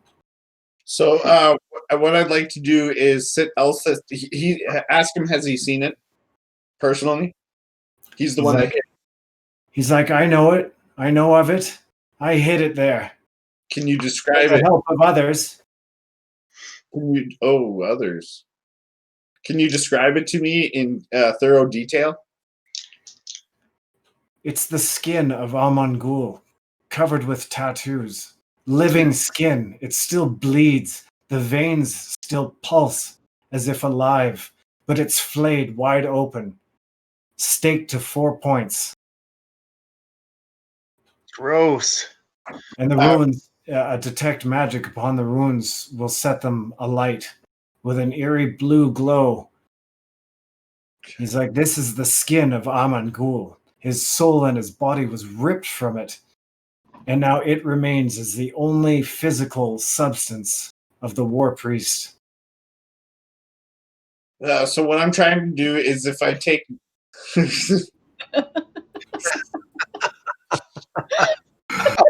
And you know this, man. Okay, so... Oh, chat, there's an amazing GIF Ty just dropped on us. Oh man, it's pretty gross, but it's pretty great too. Yeah. What I'm basically trying to get at is at High... this is more meta, guys, but at High Watch, if I get the description and I'm able to, with memory and write it down and everything, I have something that's coming possibly that could very much help us with this. So if we go there, High Watch, do the ninja mission really quickly, I should be able to have learned enough to be able to do this Silver Watch and find us this tapestry with quite quickly, kind of thing. I think they want us to go right now. Elsa pretty sure they cautions you. lost He you. says, that tapestry, it's alive. It has power. He's like, do not go near it. And if it should speak to you, if it should make you feel anything at all, you must get distance from it. Not everyone has the power to overcome the emanations of evil coming from that. So grab it or don't grab it. He's like, you got to grab it. You just have to be careful. Grab it in silence, maybe, so we can't hear its words. Okay, so priority is Silverwatch. Silverwater Castle. Silverwater Castle. That's what he said. Yeah. Could I ask Elsith, how did you get it in there then? Okay, so everybody's just kind of boiled back up into the Drake's Hollow Inn and Tavern, or people. Okay, so Grond and everybody's out there stomping armor. Grond, you find you are able to stomp the armor and that it reacts pretty much like normal armor. So you are able to definitely dent and crush and stomp and definitely do some damage to it. The shields appear quite resilient to any damage. It just their shape and manufacture, they're very, very solid. So you are able to bend them a little bit. You might be able to dent them and stuff with your hammers, but they are solid. They're going to require some melting down or burying them to be able to get rid of them. And the corpses inside, once removed from the armor, you can see that these guys are tattooed up from head to toe. Some of them have tribal tattoos. No runes to speak of, but they all have tribal tattoos, some of them running from the bottoms of their legs straight up to the sides of their neck and onto their face. Pallid skin, but they appear to be otherwise human. Okay, so can we ask Elsith for directions, like very detailed directions of where he hid it for us to go find it, and I'll take notes of that? He's like, I have not been there in over 100 years. He's like, the castle is degraded far beyond, and although the tapestry is safe, the structure above, I cannot tell you what lies there. I cannot tell you the condition of the castle, for I have not been there to check up on it. I just know that it's safe, or it should be, where it's buried. There are certain wards that must be passed in order to enter the vault that contains the tapestry. He's like, but those wards were not put there by me, and I do not have the power to dispel them. Perhaps I do, and I show him my notes. And do you recognize any of these sigils? He's like, oh, I recognize them, for sure. But the magics placed upon there were simply not placed by me, so I cannot offer any insight beyond what knowledge you have written here, even. It's like your knowledge in these particular things probably exceeds my own, young man. All right, so if he recognizes them, we have a chance. That could be the same. So you got to remember, like, Elsa, druidic. Yeah. It's not quite the same. Can I ask him who he had partied with him when he hid these? Anyone you know, perhaps? When he what?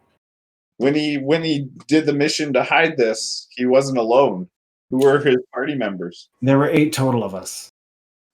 Wizards, priests, those people destined to put wards upon the vault to prevent its entrance from anyone, and from preventing any one of us from having all of the keys and the clues to be able to enter the vault that keeps the tapestry. Any one of them still alive?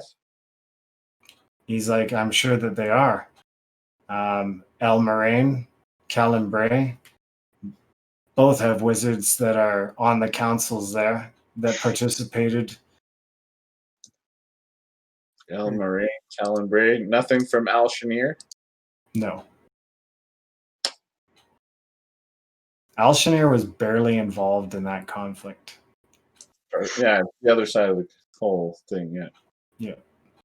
What about Highwatch? Oh, I'm not there. Barely involved. Those 2 places are like months of travel in either direction.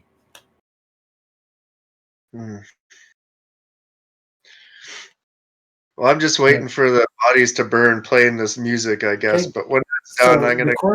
The corpses burn after a while and fills the air with the acrid smoke and the sweet, sweet scent of death.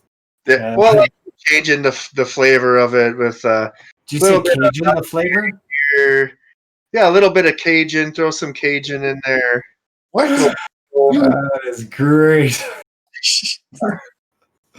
Yummy. So These yeah, poor people have actually started to file back into the Drake's Hollow now. We're getting later afternoon. We're going to say it's about 4 o'clock now by the time all of this transpires and you guys start burning corpses and stomping on armor out front. What are you going to do with the piles of armor? You now have like piles of damaged armor, shards of metal, and a big pile of smoldering corpse going on just west of the Drake's Hollow.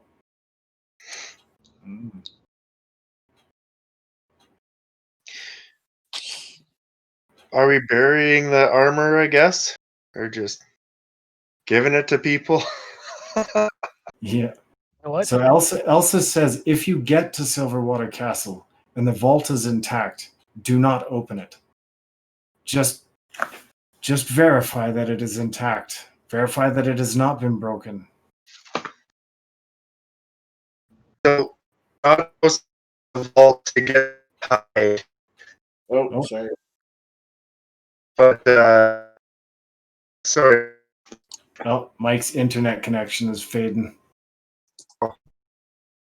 How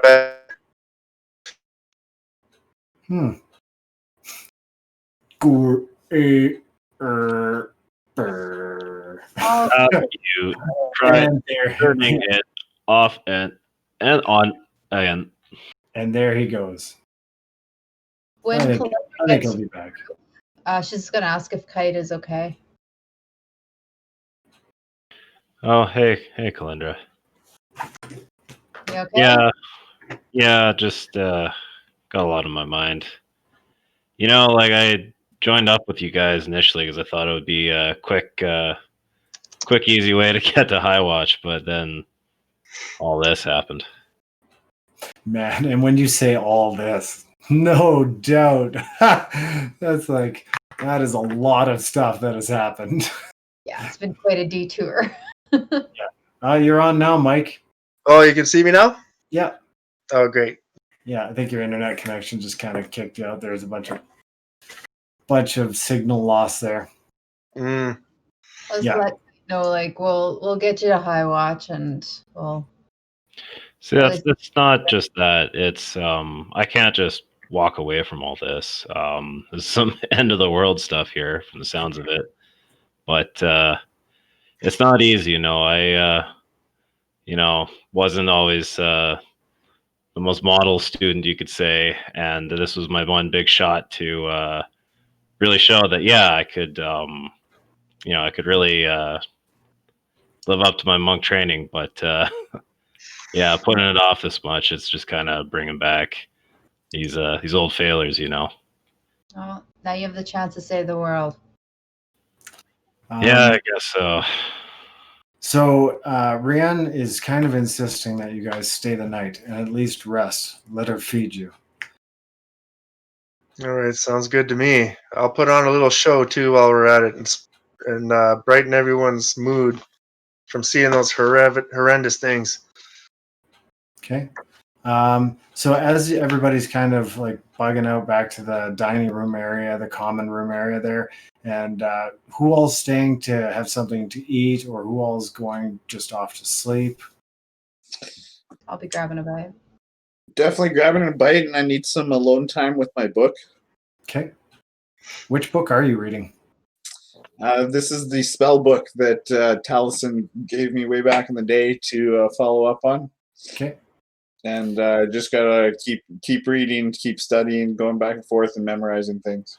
Okay, so you actually, as you guys are kind of leaving the kitchen, you start to see this huge whirlwind of implements, kitchen implements and stuff start to whip into position in various areas of the kitchen, and food stuff start to shuffle out onto the counter, and Elsa kind of moves around the kitchen and tries to get out of the way as Rianne starts things up, and the serving girls kind of come down from one of the back halls, and things kind of start leveling out, starting to kind of feel a little bit more like normal in here.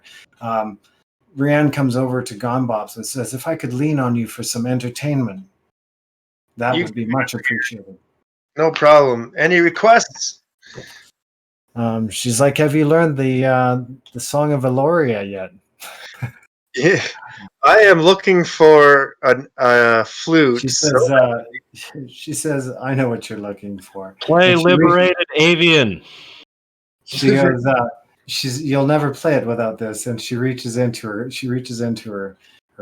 dresser. She's got a pocket just on the inside and pulls out a small white wooden flute. Yes. And I'm like, are you seriously giving this to me? She's like, I can. She's like, I would have given it to you earlier, but these are the kinds of gifts that are only given to people who are worthy of such things. And you've proven yourself that and more, my little friend. Thank you very much, my lady. I'm glad a humble gnome like myself could earn the worth of a flute. She's like, now get out there and rock! Power slide. Rock! Yeah. So, Bops, I'm going to get you to spin me up a performance roll as you go out and attempt to get things started out there. Although, do not perform that Eloria thing. That was a meta joke because that will not. Everybody will just be like, brr. Yeah, no, I got to practice that flute, anyways. Here's just a good old strum on my fiddle for a 24. 24 is an excellent performance. Hey, buddy, it's an excellent performance by the gnome. Yeah. Bops, you managed to really kind of stir the crowd into a better feeling, and overall, the dreadful pall that was hanging over the place earlier when all those corpses were brought in and everything has kind of dissipated, and now the drinks are flowing, the food is flowing, lots of delicious fresh fruit and vegetables and stuff gets brought out to the table. And it looks like the serving girls are just serving. You don't see any money changing hands. And it looks like Rianne is actually offering a meal to the patrons that are here. What are you doing? Why are you just must be petted right now? And you're rolling your eyes up like my petting is some kind of weird shit. You're just making it weird now. Perhaps it's time for treats. Yeah. Oh, that is what you want. Hey, that is what. Yeah, good call there, Denver. Hey, Care. After babysitting nudes here for this week, I kind of picked up the cat let go. Yeah, she's like, clearly like, hello, like, where's my treat? She's like, all right, the pet's nice and all, but how about that treat? Yeah, and you're looking at me like, I don't know, like children of the corn look at their parents. That's not good. That's not a good thing. Okay, so moving on. So as you guys are bustling out and you're starting to eat and stuff like that, you see Elsa shuffle out. He's unmistakable because he's the only individual in the entire place that's wearing a vividly white robe, and he shuffles down beside Emus. And he says, all right, Emus, were you going to read your book? Because if not, he's shuffling down beside Grond. Well, no, I do need to read my book before I go to bed, but that's an alone time thing. If I'm down here in front of everybody, reading my book's kind of rude. Okay, so you guys can all apply a long rest after this is over. So we're going to do a bit of things here before you get into sleep, but you can count yourself as having a long rest. The food and everything else has replenished you, and you can put all your hit points back up to maximum. So I did get to level 6 from that XP. Okay. So do I apply that now then? Yep. Oh, okay. I'm going to roll my hit points. This is the scariest part of all of Dungeons & Dragons. So discount any roll of 1. Oh, yeah. Re-roll it. Wha-bam! Oh, guess what I rolled? 1. A 1. A 1? That's funny. Yeah, re-roll that. All right. Hit points. Yeah. 7. Nice. Yeah, for the record, like from this point forward, like we will never count 1s for hit point gains on hit dice. That will never be counted. Imagine like a level 20 unless, of course, you guys all said like all we're doing is sitting around this like tavern and we're just gonna get drunk for the next month. I'm gonna go knock off a few goblins to go up a level, but then I'm gonna come back and just basically like if you guys were like that, then yeah, ones are gonna count, but not while you guys are trooping and adventuring and you're keeping yourself physically fit and enduring all this stuff. You're definitely gonna heal up a bit better. So you got 7. That's great. Yeah, and I got a Constitution +1, so that's 8. That's So, awesome. Yeah. Anybody else go up to 6? I did. Nice. Yep. Nice. Very cool. That is perfect for Silverwater Castle. Yeah. So, and you guys managed to, okay. So Elthith actually slid up beside Emus and he says, I remembered you'll need this. And he slides a ring off of his finger. It's a very simple silver band. Doesn't have any descriptive marks. He's like, you'll need this to enter my portion of the vault. The other portions have ways around them, but you'll need to be observant as you approach the vault. That's my specialty. Okay. I kindly thank him. And he's like, if you get there and there is no evidence of the vault being broken into, I strongly urge you to resist entering the vault. To do so would open the passage for those who might follow you. So we're just going there to check on the locks, basically, make sure it's all good, and then He's like, I don't mean to wax ominous, but I have a feeling they may have read my thoughts. I have a feeling they were searching for that one item of information, and I tried to bury it. I tried to forget. I tried to forget all I could of that place, so that couldn't happen. But I can't be certain, and we must prevent them from recapturing that artifact at any cost. So I'm going to inquire about the other puzzles, and if finding these other wizards is a must, or should we just go check on everything and leave? Are you asking him? Oh, yeah, no, I would like to ask him is if we go there and these puzzles, these other stages that other wizards and other clerics put up, these are a danger to us. Should we go ask them for their passage? Or he's like, it's no danger. They're enchantment preventative barriers, guards, wards, but they're not designed to explode or anything of that nature, simply to prevent entry.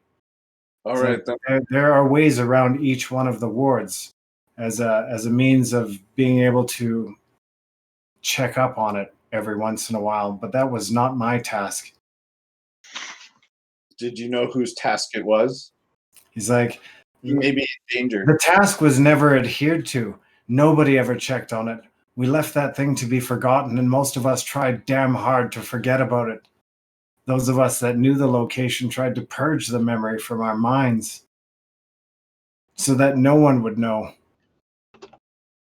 Okay, I thank him for the information, and in the morning I'm gonna let the team know about that. Yeah, he says it wasn't until I felt my mind being searched by that thing that I could even recall Silverwater Castle.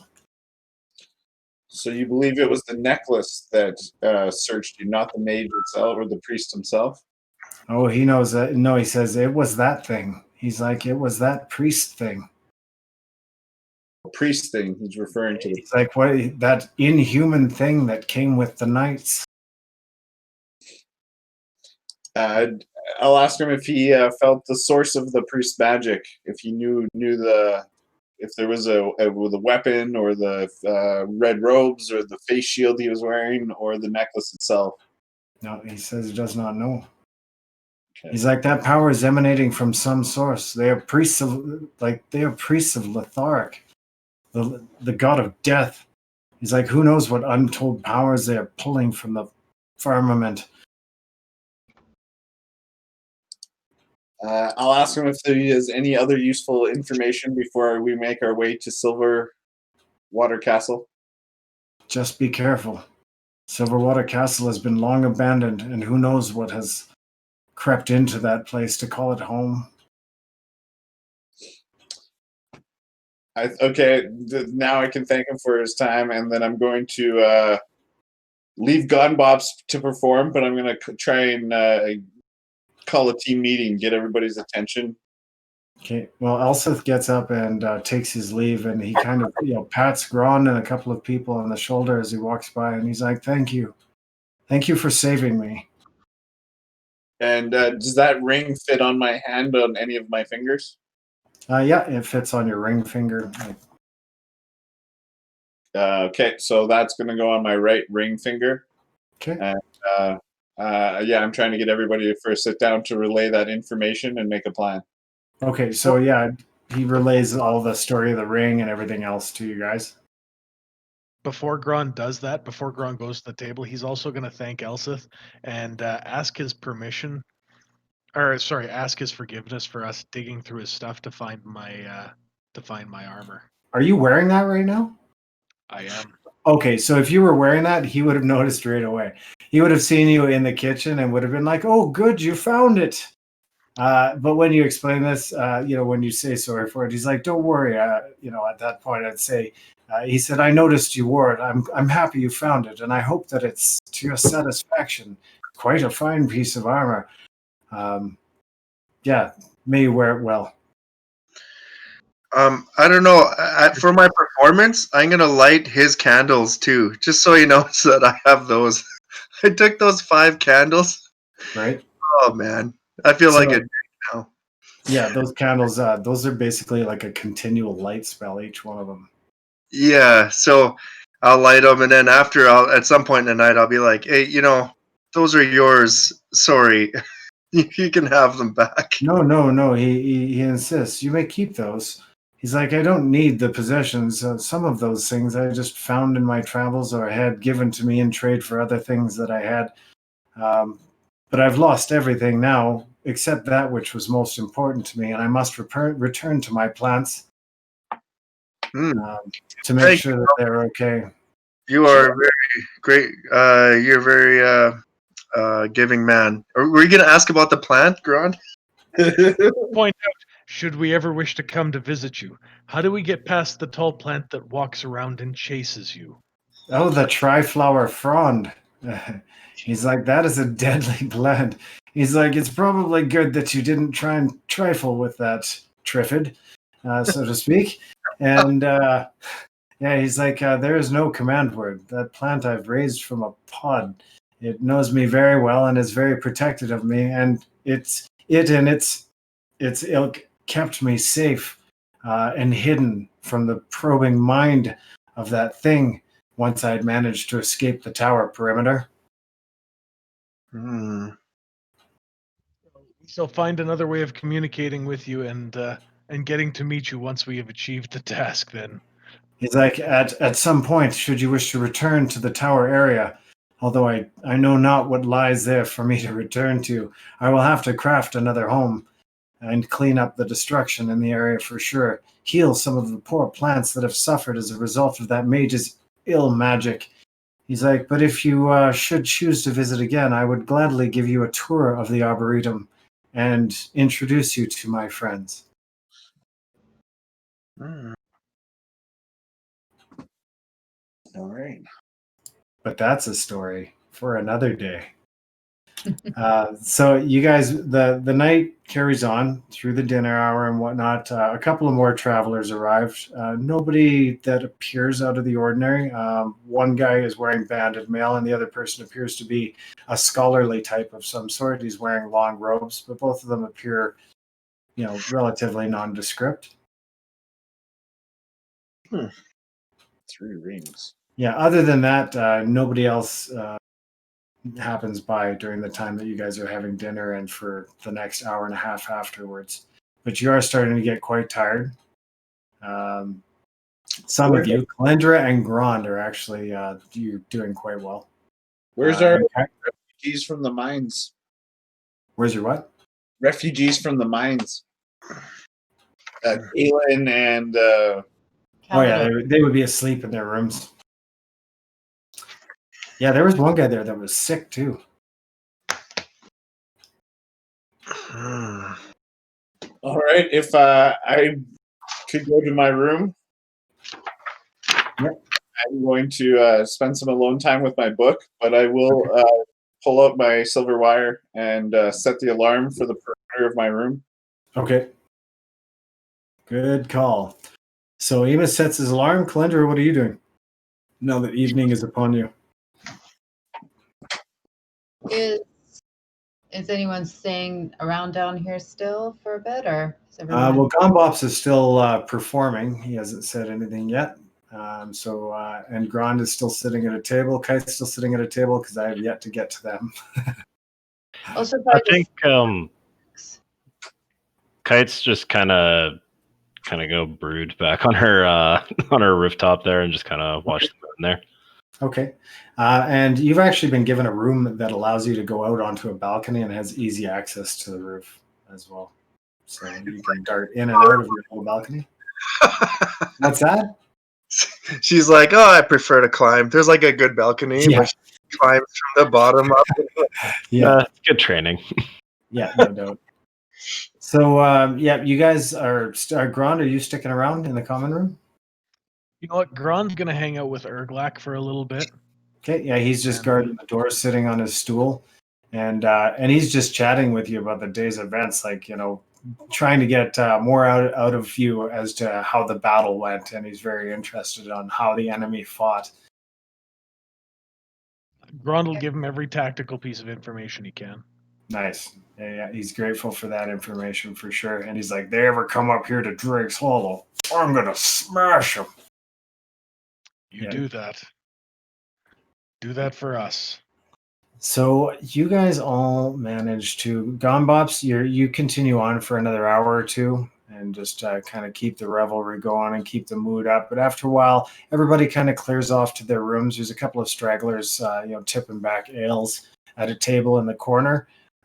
Those are the newer people that arrived there. But short of that, everybody is either filed out back onto the road or has returned to their rooms. You haven't seen Rianne in some time, nor Elsith. And the kitchen seems to be dark at this point. All right. I've just, I was wondering, I get a spell here. Mm-hmm. I was thinking either, do you think I should get lesser restoration, everybody? Like that heals poison, cures disease. Just from a meta standpoint, it'll remove some curses. Yeah, some curses. Yeah. So very useful spell. Whatever spell you think would make sense for Gombluffs to be interested in. It's my vote always. That's the most important part, though. Yeah. I think, he's a healing kind of guy too, right? So that's why I was thinking that. It was either that or Liamon's tiny hut. You know that one? Yeah. Oh, yeah. So that's where you have a little hut and you basically get like 8 hours uninterrupted rest. Like nothing can penetrate that.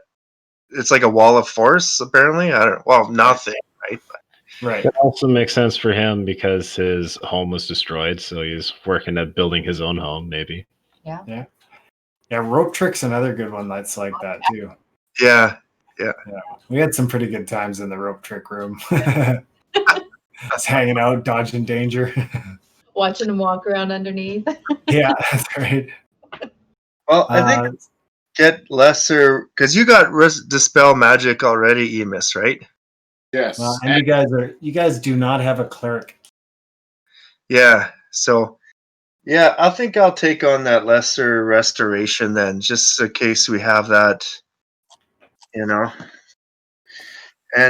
also Kelly, I get for my I get a mantle of majesty for being the bard, and that's basically like I can just take on this wondrous appearance again, like all my College of Glamour abilities are like taking on increasingly more wondrous appearances, apparently. Right. Your rock star outfit is just getting more and more glam. What you're saying is Bops is starting to look like ZZ Tops. Yeah, pretty much. Yeah, like a mini version. But I can Crazy for a sharp dressed gnome. It's like I can cast command as a bonus action when I do this, like once per day. It's like concentrating on a spell. So that's what that would be. I can command people around if they fail their saving throws, and then I get a counter charm as well. So I can use my action to play a tune that will disrupt mind influencing effects. Right. Yeah. So doesn't that give you a saving throw versus charm or command? The command gives, yeah, they'll have to, I think, I haven't looked at the spell command. I think it's a wisdom saving throw against, my spell save DC is 15. So, Right. Very cool. yeah. Who else got abilities? Grond? What did you get? I now get sorcery points. I've got 2 sorcery points, shit. and I can take those and burn those to give myself just another spell cast during the day, depending on what level I want to do. So I get my normal spells that I memorize, so I get my 2 first level. Yep. And then I get 2 sorcery points that I can turn into another spell, just whatever spell I've got in my abilities, even if I don't have it memorized, I can just kind of pick it up and go. That's awesome. Calyndra, did you also go up? Yeah, I got expertise. Expertise, okay. Yeah. So I'm an idiot because I wasn't using this from the first level, but I get proficiency bonus is doubled for any ability check you make that uses either the chosen proficiencies. And then I get on 2 more proficiencies now. Okay. So, do you know what you're choosing? Yeah. Some perception, sleight of hand, stealth, and these tools. Nice. Yeah. Those are some good bonuses to get for sure. Emus, you also went up a level? I did. I have counterspell now. Beauty. And this is a point where a wizard ups a level in his school. Yep. I've got some more fancy bonuses with dead things. Nice. I don't want to go into details because every time I do, I get a dirty look from Calyndra. Playing around with dead things, yeah, that'll happen. No. Okay. I just want to, I guess, explain to the team here this counter charm. I can do it whenever. It's like just an action that I can take. So you get advantage if you hear me play within 30 feet. You get advantage on saving throws against being frightened or charmed. So if we ever come up against that, just so you know, in the strategic like in the castle we're going to, where the skin is going to try and charm us. Yeah, that's what I'm kind of wondering. So I already have advantage against charm. How would that work? I think it's just advantage is advantage still. You don't get 3 rolls, hey? Yeah. On 3 rolls on advantage? No, that's like really, really advantage. It's like, why are we even rolling? Let me just give it to you. Although 3 successive ones would definitely say, like, that's it. You're packing it in at that point. So you guys all managed to get a healthy rest, and you wake up very early in the morning. Tougher. So you guys wake up early in the morning, and you come down to the common room. You eventually mingle down. You're the only ones in there this early, other than Rianne, who's in the kitchen. She says that Elsith is resting, and she sits down and she says, I can't be certain about how much of the story that he's telling you is true and how much is his addled mind. You must understand that Elsith is very old and may not be making as much sense after his traumatic ordeal.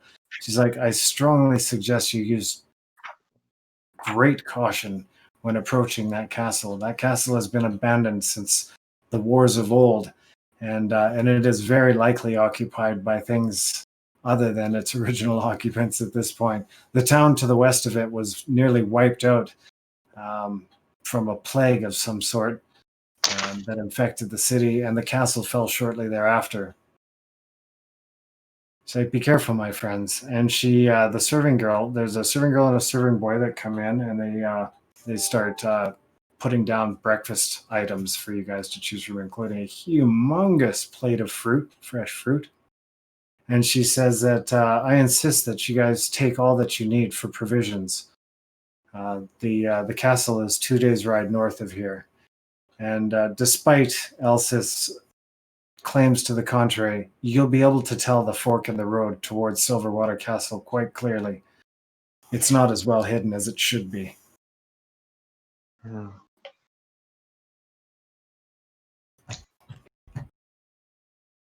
Well, team, are we all clear on how we're going to get this disgusting skin? Well, I'm going to bring up to the group. No one else is listening to us, correct? It's just us? Yep. So I'm going to bring up to the group my belief that I believe we're going to be coming to an empty vault there, but we should go check it out just to confirm. But if these priests have this much magic and the forge is already up, its chances are they've already enacted the phylactery and started the resurrection process. So they would have question. that tapestry to do it. What is a phylactery? Or did you explain this to us before? I did out of the book. Right. Yeah. So Grond is going to do something as a devil's advocate. If it is still alive as a tapestry of blood, then the phylactery, would that not work? Would not the tapestry of blood itself be the living embodiment of the being? Depending on the actual process, but most of the time the phylactery is where the essence is kept upon death. But if this tapestry is the first resurrection, this could be the last physical thing, and this could be where because the phylactery has to transport the essence to something physical, and that physical then resurrects. So that could be the two components of the resurrection. So if they have one of them and they know where the phylactery is, which we don't, we just have a general sense of that. That's the resurrection process. I'm going to get an insight roll from you, Emus, please. Nope, natural 19. So 22. The word lich is not mentioned in that book of Amangul whatsoever. Talked about lichdom. Nope. You may have written it, but it's never been said. I think Emus just wants to fight a lich. He likes saying lich. Yeah, you just know from that book that you're reading, the word lich is not used in that book at all. That's the Amangul book that I took notes from? That's correct, yeah. Okay. Where did I put it? Could I ask Kaylin and that guy has not come down from their room. Oh, okay. Sorry. I found the notes. 1400 years ago, Amangul, the Dark Army, Legion of Night, Nuamir, a prison soul phylactery cave, and we have to go check the cave. Yeah, but nowhere was the word lich used. Okay, yeah, no. So phylactery was used, but lich wasn't used, yeah. Oh, so when by study from phylacteries, I wouldn't know what a phylactery is. Sorry. Yeah, you would, but a phylactery does not always pertain to lichdom. A phylactery is a storage device. Yeah, I don't know that from fantasy. I'm a sci-fi guy. I thought it was like a lich thing. Yeah, well, it is. I mean, like liches have phylacteries generally, but so I don't know what liches are, kind of thing, right? Yeah. Oh, you definitely know what liches are. Like you've studied necromancy. You love the lich. It's like lich, please. That's like you love that stuff. So yeah, I could definitely see where your mind is going there, and you've kind of put together some pieces and stuff like that. I just had to make sure that you know that in that particular book that you're reading, the word lich is not used at all. No lich, just an imprisoned soul in a phylactery. That he was a war priest and a high priest of Letharic, the god of death. That just got it. Just gonna throw something meta out. Mm-hmm. If he has, and this would be potentially Grond saying this, if you haven't mentioned the word lich, what other beings could use a phylactery to anchor a soul Could it be a being from another world or another dimension? Could this be the spirit of the deity that this being worships? Him trying to channel that being into his own body? So you do know, Emus, when he starts talking about that stuff, you do know that some excerpts from the book that you're reading of on Amangul told that Amangul's basic, that his whole philosophy was to bring Letharic into being on the material plane and to bring death and destruction to everything. Like that was his ultimate goal, was to destroy the realms using the power of Letharic as a direct means of intervention between, the forces of life and death. Does he potentially wish to serve himself as a living sacrifice to Letharic to become the avatarian body of this deity? That's the essence of the book. That is the essence of the book right there, is that was the war priest's goal, was to become a living avatar for that god. But they stopped him. Sounds like this guy is really fun to They have. stopped him. They stopped him, destroyed him. They put his energy, his soul, his substance, separated it from his body. They tore his innards from his outards, and they locked his soul away deep in a vault that nobody knows where it is. But now all of a sudden, his followers are coming back into action. I don't know if that's particularly a coincidence. They may have access to that phylactery or something else that we don't know.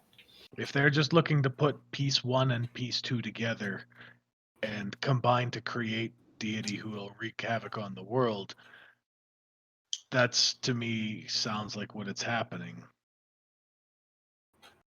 Well, sitting around here talking about it's not gonna let us know for sure. I think we should let Eaton get to roll. that. Yeah. I guess we should just leave Melinda and Craig with Calados and what's her name? Kaylin? Galen. Yeah. Okay, so yeah, you guys are very early in the morning, so nobody's gone to their rooms to wake them up, but you're certainly welcome to do so. Kite will go knock on Kaylin's door. Okay, so you go knock on Kaylin's door. Kite. What's that, Sorry. Mike? Tell Kaylin to look after Craig and Melinda while we're. Those are our horses that we bought. Right. Yeah. Bought. They like barley and that tops of carrots. I'm gonna miss them. Soothing That's words. behind Soothing their words. behind the ears, and That's Yeah, it. that's right. Yeah. They love. Speaking of which, before I forget, Denver, the last 3 times I've been meaning to talk to you. I've got to stop out at Putting Horse Ranch and go horseback riding soon. That would be amazing, freaking amazing. So if you're into that, I've been meaning to mention that the last 3 times that we've spoken. So if you're hey, for anyone who fancies himself a golfer or a horseback rider, shameless parental business plug here. Check out Putting Horse Ranch. Absolutely check all it your out. horse riding and golfing, golf fun time, golf needs. Yeah, I forgot that you guys did golf out there too. I know Putting Horse Ranch, I know that, but I always forget the putting part of it. Yeah, that's awesome. Yeah. So yeah, you guys managed to bundle up all your gear and kind of get your rations. If you don't already have rations, you guys can set each of your rations at 4 and consider them healthy rations, not just dry. So you've got fresh fruit, fresh water, all the provisions that you need. If we had more rations from before, should we just dump them down to 4 just for? So these rations, these 4 are fresh. So there is no dried meat and stuff like that she has. These are all this is stuff that will spoil within a few days' time if it's not eaten. Yeah, I got a lot of still, but anything we had before, should we just dump it and bring it back up to 4? That's up to you. I would hang on to the dry rations if you have them. Meta. Yeah. Oh, that was more of a DM question. Is our old stuff gone bad? That's what I was getting at. If Okay. it's dried, then no, that stuff stores for forever. Yeah. Yeah, and I'm skipping the fact that you had to swim through a lake. Your jerky survived. Your jerky survived. Yeah. I'm a vegan, by the way, so I'm sure Right. my nuts are fine though. My jerky, if I had the jerky and nuts are fine. That's right. So Kite's got some tea leaves from back home. there you go. So you guys bundle everything up and you prepare to head out. And this is where we'll take a 10-minute break. We're going to say 10-minute break. 10-minute break. And you guys can all go and snack, go to the washroom, do whatever you got to, relax, stretch your legs, and we'll catch you back here in 10 minutes' time. Right. Cool beans. Also, thanks Lynette for character RP. That's cool. I like doing that.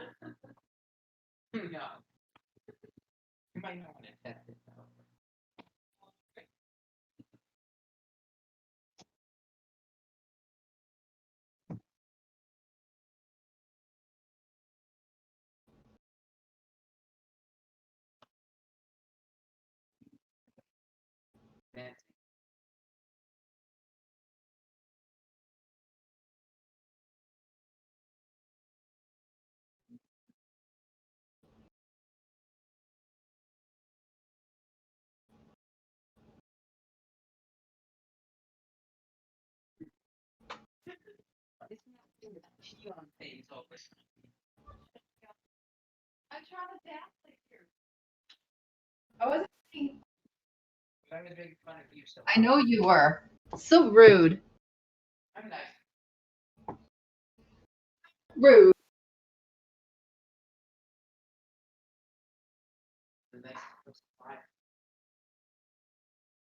So rude.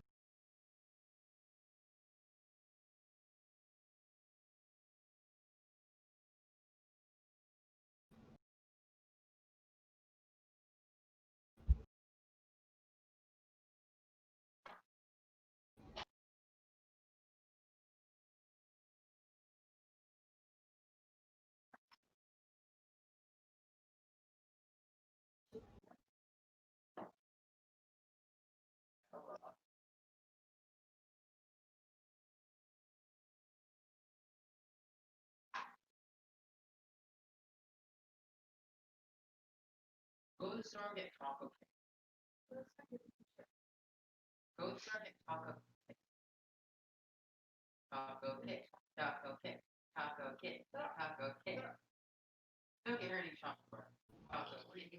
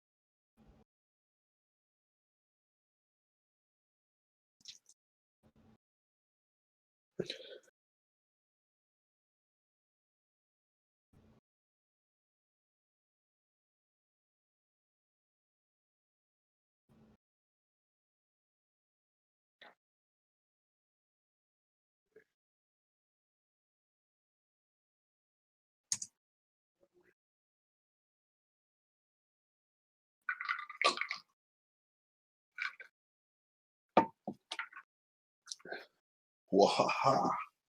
That's a bit strong. Oof. Let's try it out.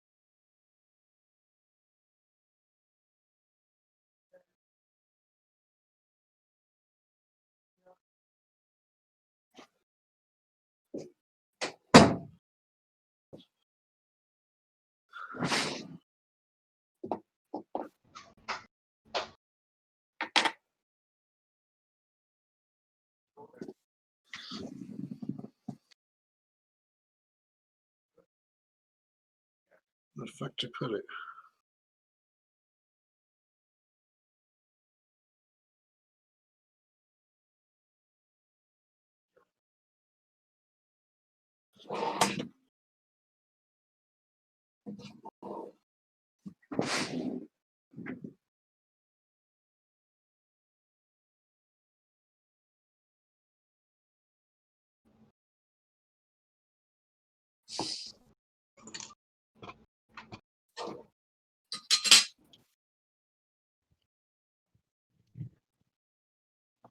Hey, how it goes?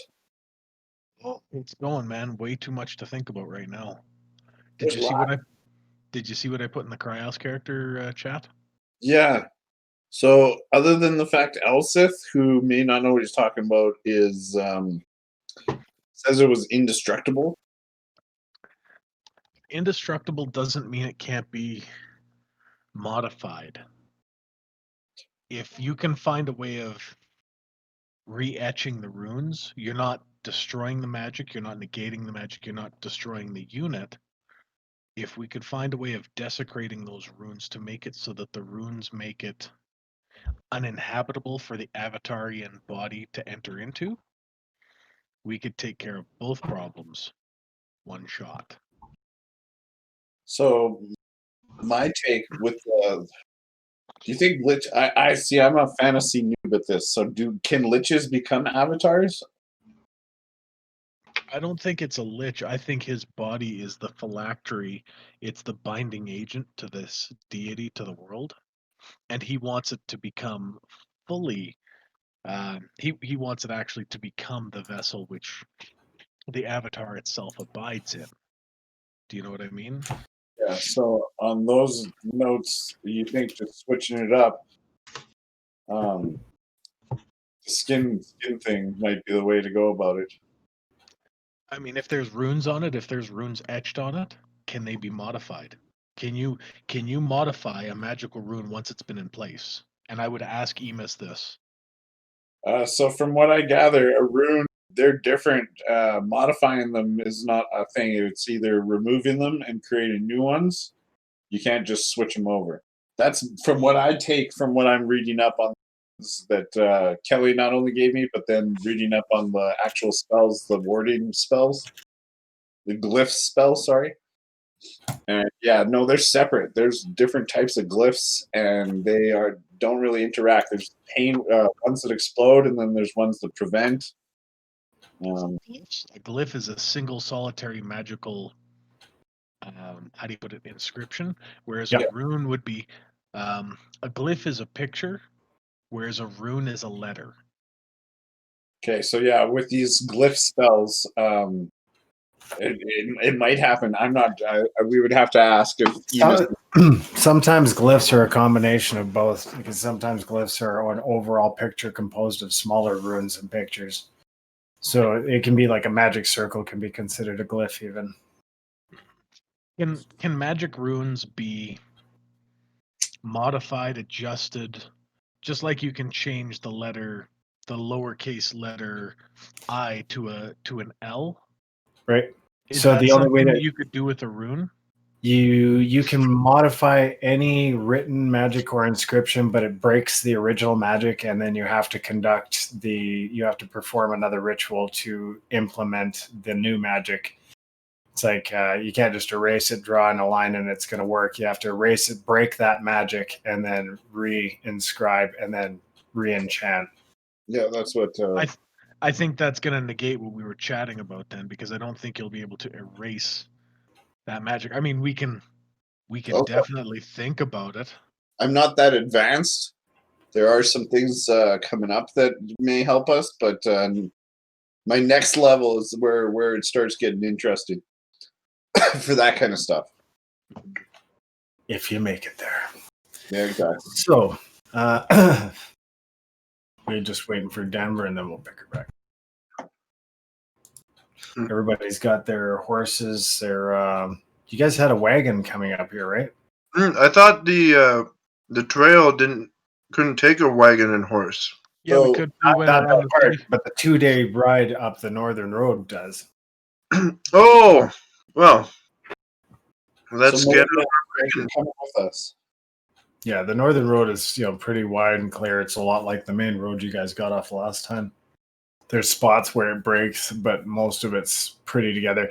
Actually, this road's more normal and together in terms of like the road doesn't break a whole lot than the Highland Road from east to west is. That road from east to west is a hodgepodge of different participating civilizations and stuff like that have all tried to build parts of road, and it breaks and it varies, and sometimes the infrastructure is just non-existent, but then the road picks up several leagues ahead. So the Highland Road is just like it's called a road, but it's a series of roads. Does anyone remember? I guess no one will remember this, but has anyone ever read about what happened between Russia and Ukraine when they were battling in World War II? Russia was running different widths of railroad tracks than Germany or anyone in Europe. Okay. So when one of the two would take over an area, because rail was such a big mass of transport,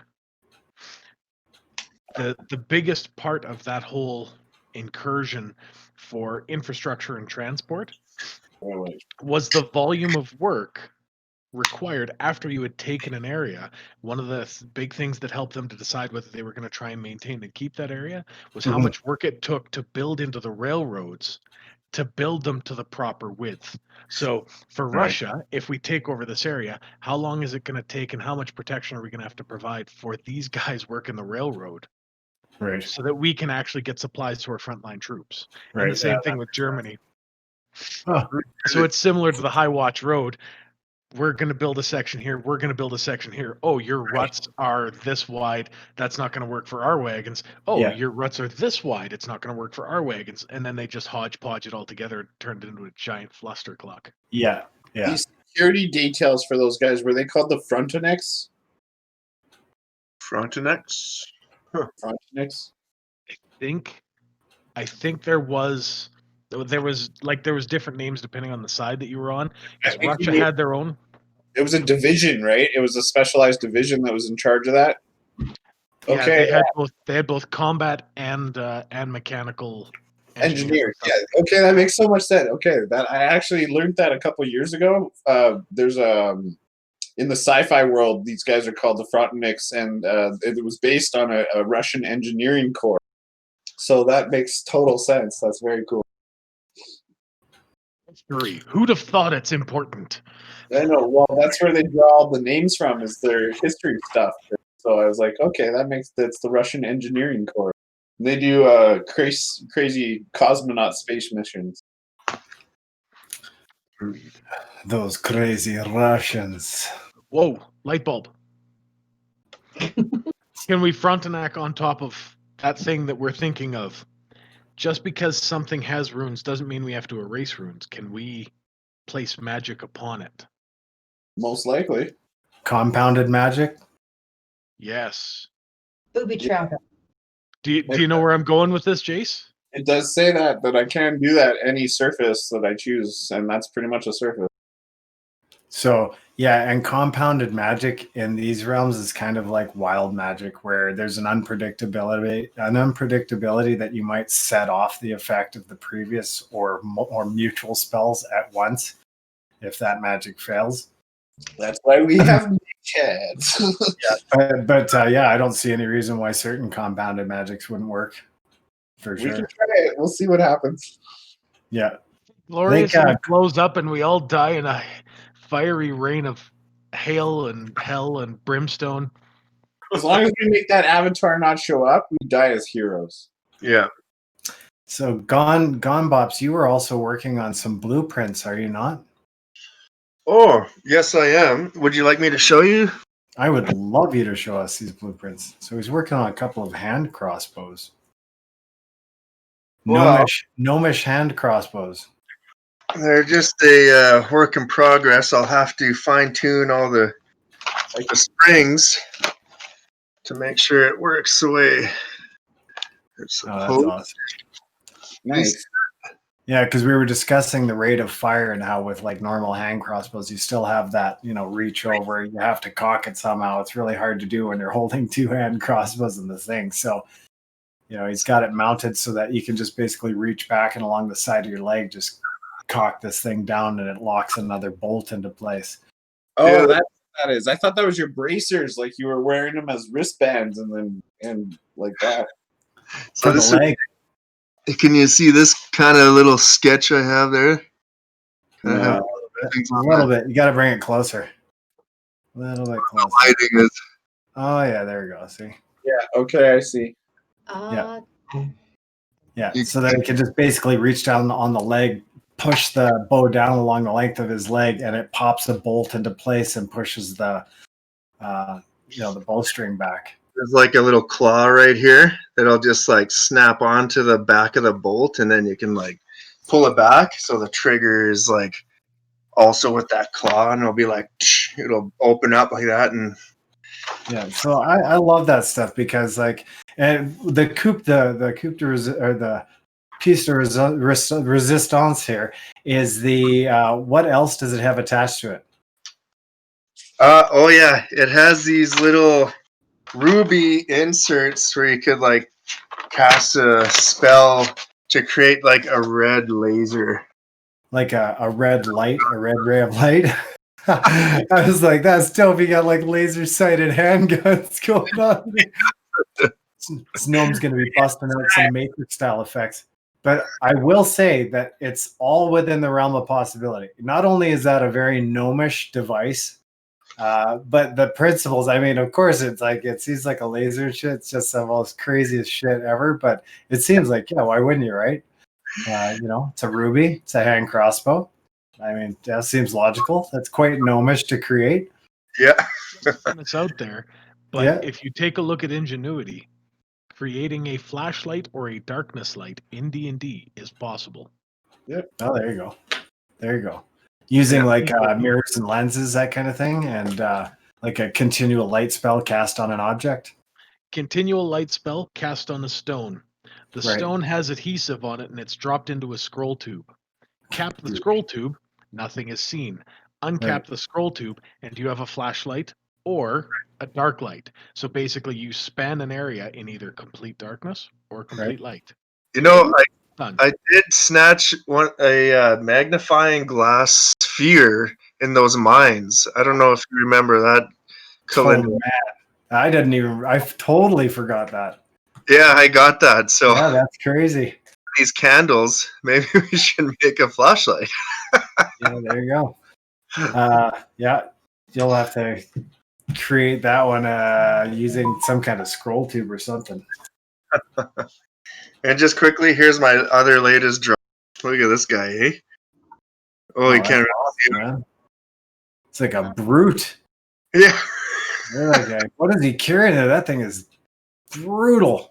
Yeah, it's like a giant stone ball. Yeah. Yeah, that thing is crazy, man. Yeah, anyways. Fun times. I hope you're all working on your fantastic creative projects and that's going well. That wall going well for you that you showed us one time. The wall with the opening gate and shit? Yeah. Like Lynette Lynette was making. It's fucking funny, man. That's twice I've almost called you Calyndra, like actually called you Calyndra. She's helping us move and I almost called her Calyndra. I was like, what the fuck are you doing, man?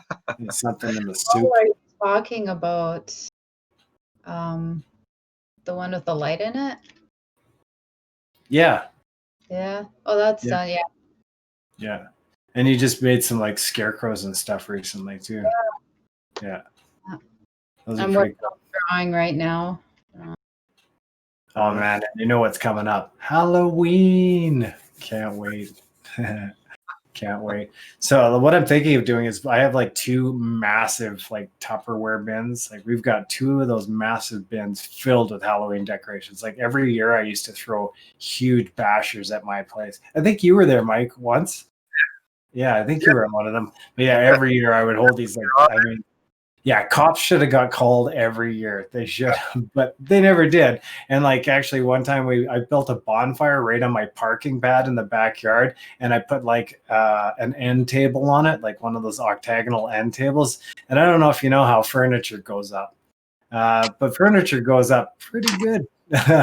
And we had like 3 firefighters living within 2 houses or whatever of us. And man, not even a mention. Not even one word. It was amazing how the neighbors left us alone there. Just amazing. Like I knew most of the guys around there, and usually I'd crawl up the block and tell people like, "Hey, I'm having a party here." So just let you know, like within a 1 block radius, I'm having a party over here. So I'd tell people at least. But so anyway, I've got these huge bins full of decorations and shit, gravestones and all that shit. So I'm thinking of like permanently decorating the basement in Halloween shit. And I've got the fog machine and everything down there. So like, yeah, D&D is going to get really fucking cool here. Yeah, it's going to be fun. As soon as we can do in-person games, I'm saying we wait until about like at least the second week of September so that we give school a chance to start and we give, that whole process a chance to start back. And then we'll probably start like seeing how everybody feels and then we'll start hosting some in-person games. Hopefully bring our lives back a little notch further towards normal again. I mean, I play with Ty and Lynette over at their place, and Johnny's been over and stuff, but we're a very like small group, and even our group has small groups, like really small groups anyway. Like we're not like, it's not like any one of us have like hundreds of people that we're seeing on a daily basis. Well, not for the most part anyway. But oh man, since working from home, I've spent 16 days pretty much at home walking the dogs. My going out. Yeah, it's been crazy. And the wife picked up groceries on the way home. I have not. It's day 16. Yeah, I know. And we ever leave the house now for bike ride? That's about. Yeah, I know. It's weird, eh? Like such a weird global shift towards things like totally different. I feel like I should have bought stock in like so many things after this like pandemic came out. I'm like, oh man, I'd like if I had stock on face masks and toilet paper and sanitizer and stuff, I'd just be loaded right now. But not wanting to capitalize on the misery of others at the same time. So that's what capitalism kind of is, anyways. No, just yeah. Not profiteering off of it and buying That's hand sanitizer at $4.50 for a small bottle and selling it for $28. Yeah, that crap that's some low shit. That is some low shit. Yeah, people that do that, especially to people that are in a crisis, it's like that's so unconscionable to me. But getting stock in like earthquake protection stuff just because someplace suffered an earthquake doesn't seem like such a bad idea after the fact. Anyway, I digress. So you guys step out the next day, and unfortunately, it's raining today. So it's quite a bit overcast. I had one thing before the break. I was going to say, but we had to pause. The gnome is still carrying the necklace, so that could be a homing beacon. Yeah, I was gonna ask Elsith about it, but I got all carried up with like hanging out last night. Maybe we should wake him up. Beautiful performance you did. That was amazing. But we should. Inspired what I can do now is I can cast Identify on it. Oh, hey, should we cast Identify on those swords and the daggers as well? Yes. So I think that would be a smart move of us to do. All right, let's do it. And that necklace, we should probably leave that. I don't even know what to do with it. Like, I definitely don't want it, but we know that it's evocation, but now we can actually find out what it does and see if it's useful or if it's detrimental. Oh, nice. Is that a ritual or will it cost us? Well, Emus, there's a couple of components that I'm not sure that you have for that spell. Do you have an owl feather and 100 GP pearl? No. Then you don't have the ability to cast that spell. Okay, so this would be something I would not have for attunement. Unless this is an ability. No, it's definitely not an ability. Yeah, if it's a spell, it still requires that material component. Okay, sorry. I thought we talked about being able to cast through. Oh, you have something else that lets you skip that, right? I gained it, yes. Yeah, so yeah, you can cast that then. It took me attunement to my scythe over several periods and a cost at gold pieces, but yes, I was able to attune my scythe. So on almost every spell except like the ones that generate smoke out of the sensor, which is attached to the scythe, yeah, I do a scythe motion for casting my spells rather than a material component. Yeah. I was pointed that out. I didn't know if we were doing that, but I was pointed that out that was a capability of wizards. Yeah, I could see that. Either way, at this point, it's like, yeah, I don't think I'd argue that at this point anyway. Because that would make some of the spells you gave me like definitely. I can't find a scale of a red dragon anytime soon. I don't think so. Right? So, You do have your spellcasting focus. You can use your spellcasting focus to replace, I think, all material components. That's the one. Spellcasting focus. That is the one. Thank you. Mine is my Arcane focus. Arcane focus. Yeah. So I have a musical instrument, or like all my instruments are my focus, and then if there is a spell that says there is like a certain cost to a component and it's used by the spell, consumes, yes. The spell consumes it, then that you need this focus and that one like 100 gold piece jewel or whatever that the spell consumes. So you probably could cast that as a ritual, the identify spell with your arcane focus. Yeah, that's why I went back and I picked it up as a first level and bought moved on.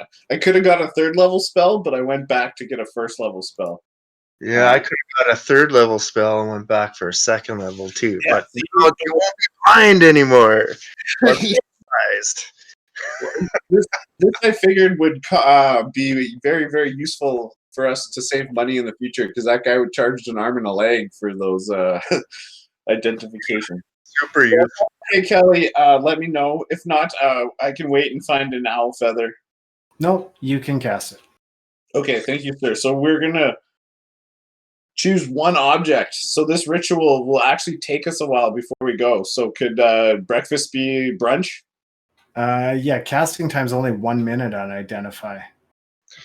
Well, the ritual, it's 10 minutes. Any ritual is 10 minutes, because I don't want to use up all my first level spell. Oh, okay. Okay, no problem. Yeah, so I mean, we're checking 3 items, so this is half hour, right? Yeah, you guys remember that you were up early, right? Like you were up at like 5:30 in the morning.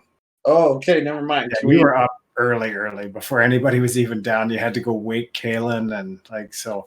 Yeah, you're still up early. It's like maybe we'll say 6:15, 6:30 by the time you guys eat some grub and kind of collect your poop in a group. So I'm going to ask everybody that wants any.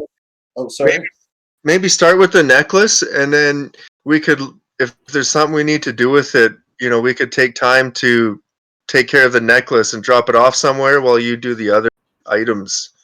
Well, what I was figuring is you guys could lay the things anything that you guys want identified out, and I can spend the morning doing the rituals necessary to figure this stuff out, and then if you whatever else you need to do to prepare, get ready to go, and then come back and I'll have everything identified for you guys. Sure, yeah. Let's just do the necklace first in case we need to go off and bury it, or I don't know. Like, what should we do with that necklace? Yeah, that's what I'd figure out right away. Yeah. Okay. All right. So you're casting Identify on the necklace? Yes, we're doing the necklace first. You've seen Lord of the Rings? Yes, I have. That's basically my fantasy experience. Okay. You know what happens when Frodo touches the ring? You know what happens when Sauron lays his hand on the Palantir? You know that flash of you get a flash of a face you can't even recognize, and eyes just wide, milky white, and you get a flash of that symbol. And you see the metal being poured into a forge and the flames all around it. And then you see just those piercing white eyes of the darkness, and then everything goes black. You understand that the device is a holy symbol of Lotharic, the god of the dead, and that it is finally attuned to the forces of evil. And you can't be certain if it has a direct connection with what you saw, or if what you saw was simply the preceding construction of the device.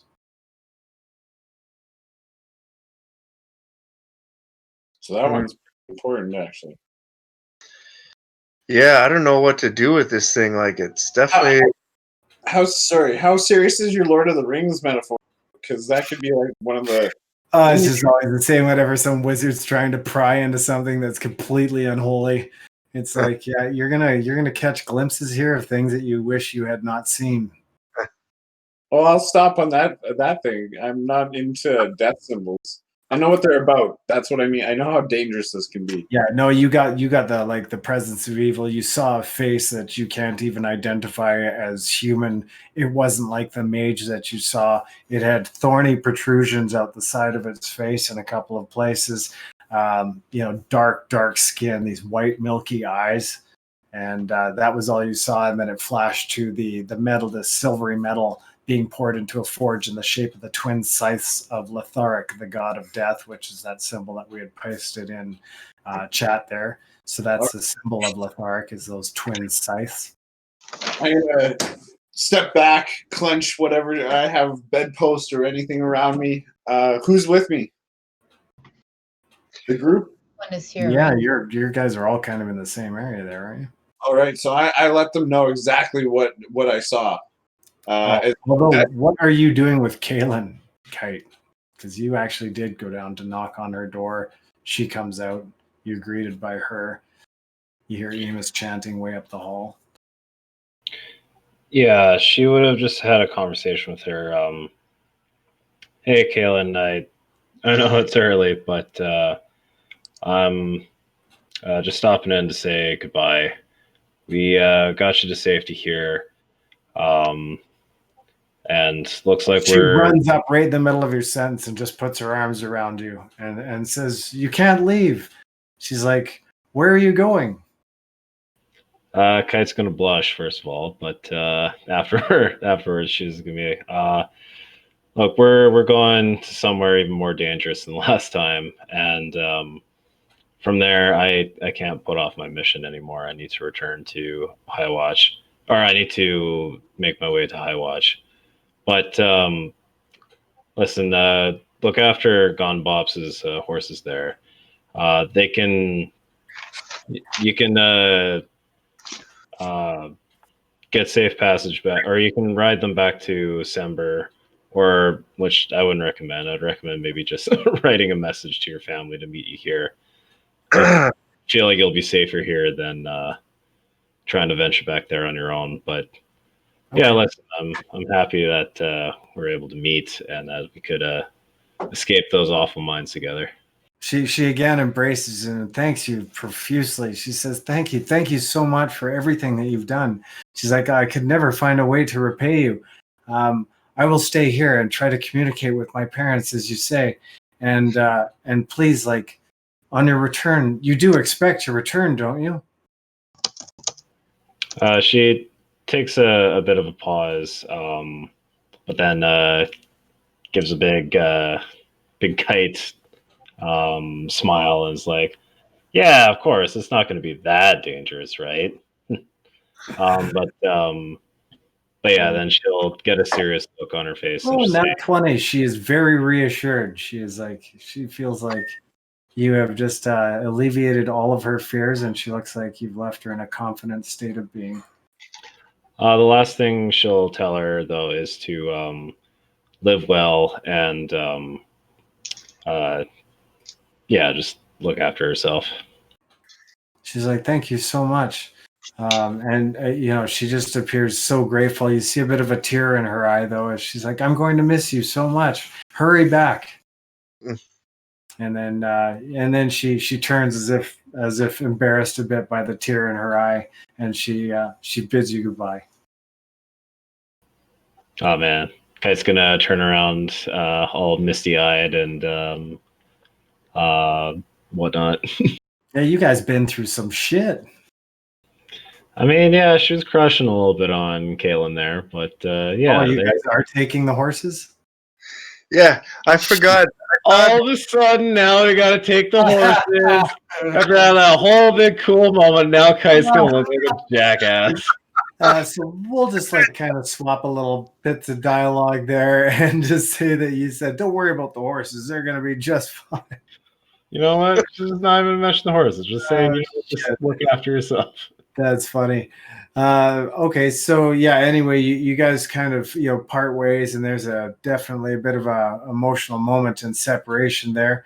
And as you're walking down the hall, you see Kalydos coming out of the room, and he's like just strapping on a dagger at his belt, and he looks like he's tightening up his belt, and he hoists his battle axe up over his his battle axe up over his shoulder there, and says, "Good morning." He's like, "And where are we off to today?" Calados. Oh, my friend. We are off to a very dangerous place. And I'm amazed how brave you are. Holy shit, like, you want to come with us, don't you? He's like, "Well, of course I want to come with you." He's like, "I owe you my life at least 2 or 3 times over." Oh my goodness. Well, I don't know. So easily. He's like, "I do not think for a moment that I take my life for granted. It is not easily given, but neither can I walk away from a life debt." I kind of feel like the best way to repay us would be to keep our friends safe here. Like, this is the only place we have right now. We got to come back here. We got to make sure here is still safe when we return from our mission. He puts a hand down upon your shoulder and he says, "All right, little gnome, no problem. I'll keep the fort." You're the best, Calados. And I give Smiles at you. sandalwood. Nice. And he kind of grins as the sandalwood hits his nostrils, and he sets the axe down beside the table and he orders some food, and he's just kind of sitting beside your guys' table, and he's just eating and kind of just listening to the conversation. Morning time for him, so he's waking up as well. What else are you identifying? So for that identified, did I learn what's affecting it? What's affecting what? The symbol of Letharg? Well, the necklace. So is it like a transporter, a communication? You don't get any sense of a communication or like transponder device type. You don't get any indication of that. You know that it is a holy symbol of Letharg, god of death. And you got some impressions of its original creation and forging. But nothing of the spell that imbues it or anything? No. Okay. Then what else was laid out, you guys? The swords and daggers. Yeah. The swords and the daggers, all enchantment, all +1. Sweet.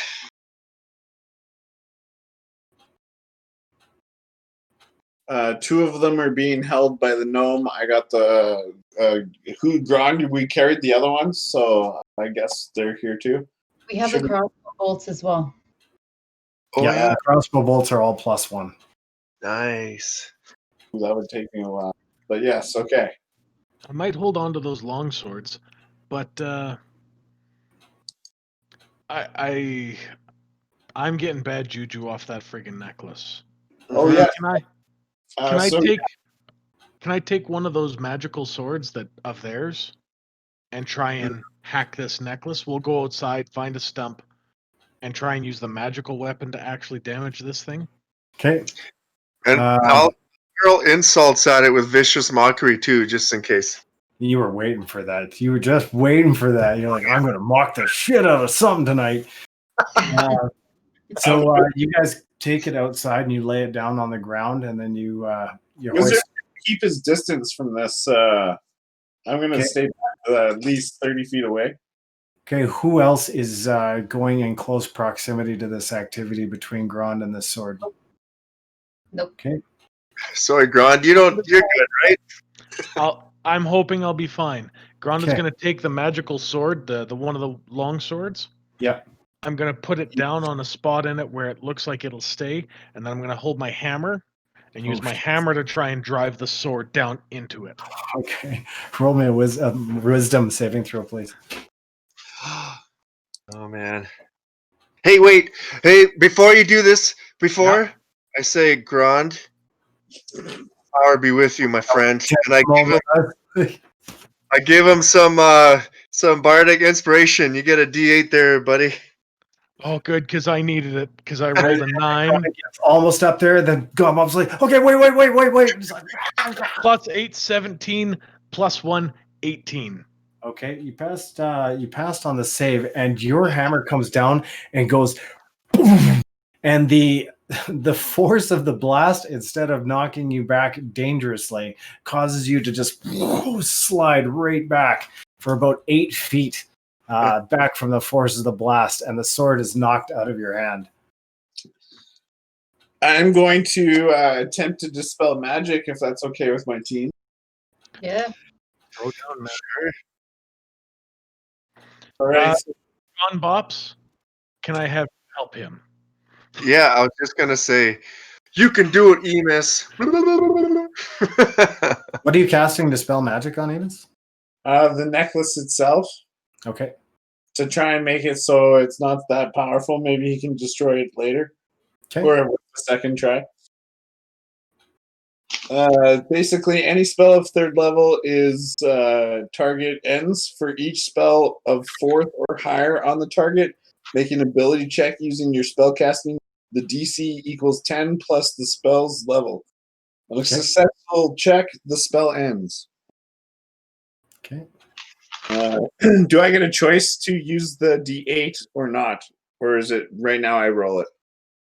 You roll it. You get a choice, then- you roll it, and then you Before get he declares. 13. Use it. Use the inspiration, man. You got it. It only lasts 10 I mean, why minutes. wouldn't Come you, on. right? 17 plus my spell, so 25. Okay. So as you cast the spell, you see that the silvery tone on that metal, like the silver surface, it turns gray and appears slightly cracked. Ooh. Hey, now try. I'm gonna run, grab that sword that blasted. Is it any good? Yeah, it's still perfectly fine. Okay, hammer down on top of it. And boom, that thing shatters into a million pieces. There is no outward magical force, but it is destroyed. That was great. You were great. I was right. You could do. Yes. So yeah, I propose a mage hand team high five. Yeah. Mage hand High five. above. You know what? Kite? I figured out how you can get in a mage hand high five. You do it with an illusion.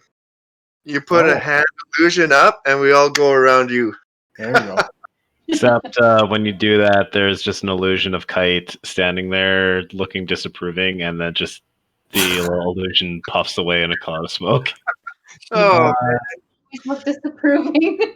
Ninja disapproval. I'll Yeah. put an illusion up for her. Yeah, and you see a few people coming out the door, like that had no idea this was going on. A couple of early travelers that are heading out early, they're coming out, and they just see this puff of smoke as Grond thumps a sword into the ground. And from their perspective, it just looks like Grond hammered on the ground, like he's just angry and having a little battle with the ground. So they're a little hesitant about coming down the stairs for a moment, not sure what's going on. And some hotel patron sticks his head out of the window with a Jersey accent. Oi! It's 5 o'clock in the morning.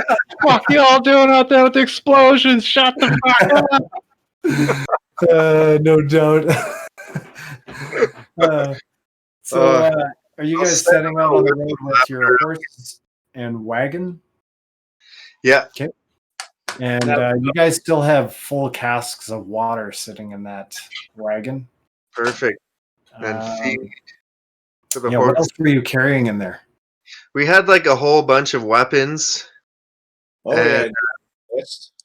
Are we going to take all that stuff with us right now, or did we Yeah, want that's kind of what I'm wondering. Is if you're Let's- like, Let's just One take more. what we need. Hands. The horse feed. Yeah, horse feed we'll keep. The water we'll keep. The food, and then all those extra weapons we should just leave here somewhere. Okay, wait. Well, there's a magical mace, 2 other maces, 3 long swords, 4 chainmail armor, 5 coils of rope, 3 hooded cloaks. I'm already wearing the other rings, so I got 3 rings, 1, 2, 3 now. And there's horse feed that we got to keep. There's an extra 5 or 8 dry rations that we found, and some herbs and delights. Yeah, we will. I think let's give all the weapons and stuff to Kalados. okay. Yeah, so you go back in, and Kalados is sitting at the table, still having some breakfast and whatnot. He notices you, and actually, him and Erglak come down to help you guys offload some of that stuff. And Yeah. Erglak's helping Kalados back to his room with some of it, or wherever they're going to take it back there. He seems to feel they're somewhere more secure towards the center of where the trees are and the tower at the center of them, that they can be stored. So, Okay, they're storing that for us. So I'm just saying this is at Drake's Hollow now. yeah, and as of now, you guys officially have a storage location. So Drake's Hollow can be considered a storage location if you guys need to offload supplies. Oh man, can I here? Yeah, And- as of now, because you've decided to store stuff, so that opens up that possibility for you guys. So it'll be Just loving this. sorry, Grond. Grond's going to look at everyone and say, as payment and to assist Erglak, is it okay if I give him one of the magical maces? Ooh. Yes. Works for me. I'll just straight up give it to him as a gift. Okay, well, he's very grateful. Gives you the full arm. Thanks, brother. And he looks at it. He's like, this is awesome. And he's like, he's kind of making swooping gestures through the air, gauging the weight of it and the balance of it. This thing's great. Thank you. And he shares a bit of a moment there, and you can tell he's kind of really warmed up to your group. Erglak usually doesn't warm up to much of anything. But he's definitely warming up to your group for sure. How And could it's you big. not? I give him another whip of bacon in the face. Yeah, and honestly, there is not many half-ogres in these parts. Like, not many at all. So, he's found a friend in Grond day one. It's like Grond wasn't an asshole and was a half-ogre. That's amazing. Those two things don't usually coincide. Grond, question for you. What, with My those other portion of the treasure as well, if you guys want. Which? what? That mace will come out of my portion of the treasure. I'm fine Oh. with that. Oh no, that's good. But for those other weapons, the 4 longsword, the ones we have right now, and the one you just used, we're putting those there as well. Okay. You know what? If anything, do those have the sigil of that god of death? No, nothing else does other than that pendant. They have that black jewel at the bottom. That's the only thing I worry about. We'll take them with, because if we find a use for those things, they'll be pretty strong. If we have to use them for, like, whether we have to stab them into a wall so we can climb up somewhere or do something funky, maybe we'll take those with. Bops? Actually, Bops, can I get an insight check from you, please? Whoa. Insight 21. Okay, you know that those gemstones in the base of the daggers and the sword is onyx. Hey, those be onyx. Those are fine, mighty fine rocks of the earth, my friends. Nothing They evil to also them. be used to enchant and spy. Well, so could any gem, but my magical sense thinks that these are just regular of magical nature. Perhaps Emus disagrees. No, I would agree with you. I didn't detect anything special in the gems. It's just at any point something can be enacted. They can be inert right now and above my detection level. All of these things are accurate. So you guys are loaded up and offloaded, and you can just make a note afterwards, Emus, or Jace rather, if you want to just set aside Drake's Hollow, and then that'll be your storage location. So separate some items later and decide what you guys are going to keep there and what you're going to bring with you. Bad romance, by the way. That's awesome. So you guys get the wagon loaded up. We might need an arsenal for an army eventually, anyways. The way things are looking. So. And you guys set out on the road. So it is raining. So it is a little bit of it's kind of a dreary day, and the clouds look like they go on for miles. There's no sign of this dissipation of the rain, and it's raining quite heavy. But you guys set out on the muddy trail and start heading north. I just need to know where everybody's situated relevant to the wagon, and how you're traveling. If it's close to the wagon, if you're on one of the horses, if you're walking. Do we still need to keep hidden? Does everyone feel? Best, I think, potentially if Grond does. Yeah. Unwanted you- attention is still unwanted attention out of Drake's Hollow. Right, but you still have disguise self now, right? I do if I need to use it, but I don't have that one many times a day. I've only got it twice, maybe 3 times tops. What's the duration of that spell? An hour, I think. 1 hour. Yeah, 1 hour. Yeah, so you'd have to use it like repeatedly, right? I think that worked for us to just have me in disguise. So, I mean, it kept us safe, and we just were all able to hide in there. The illusions of vegetables. Maybe we can switch it up to like hay.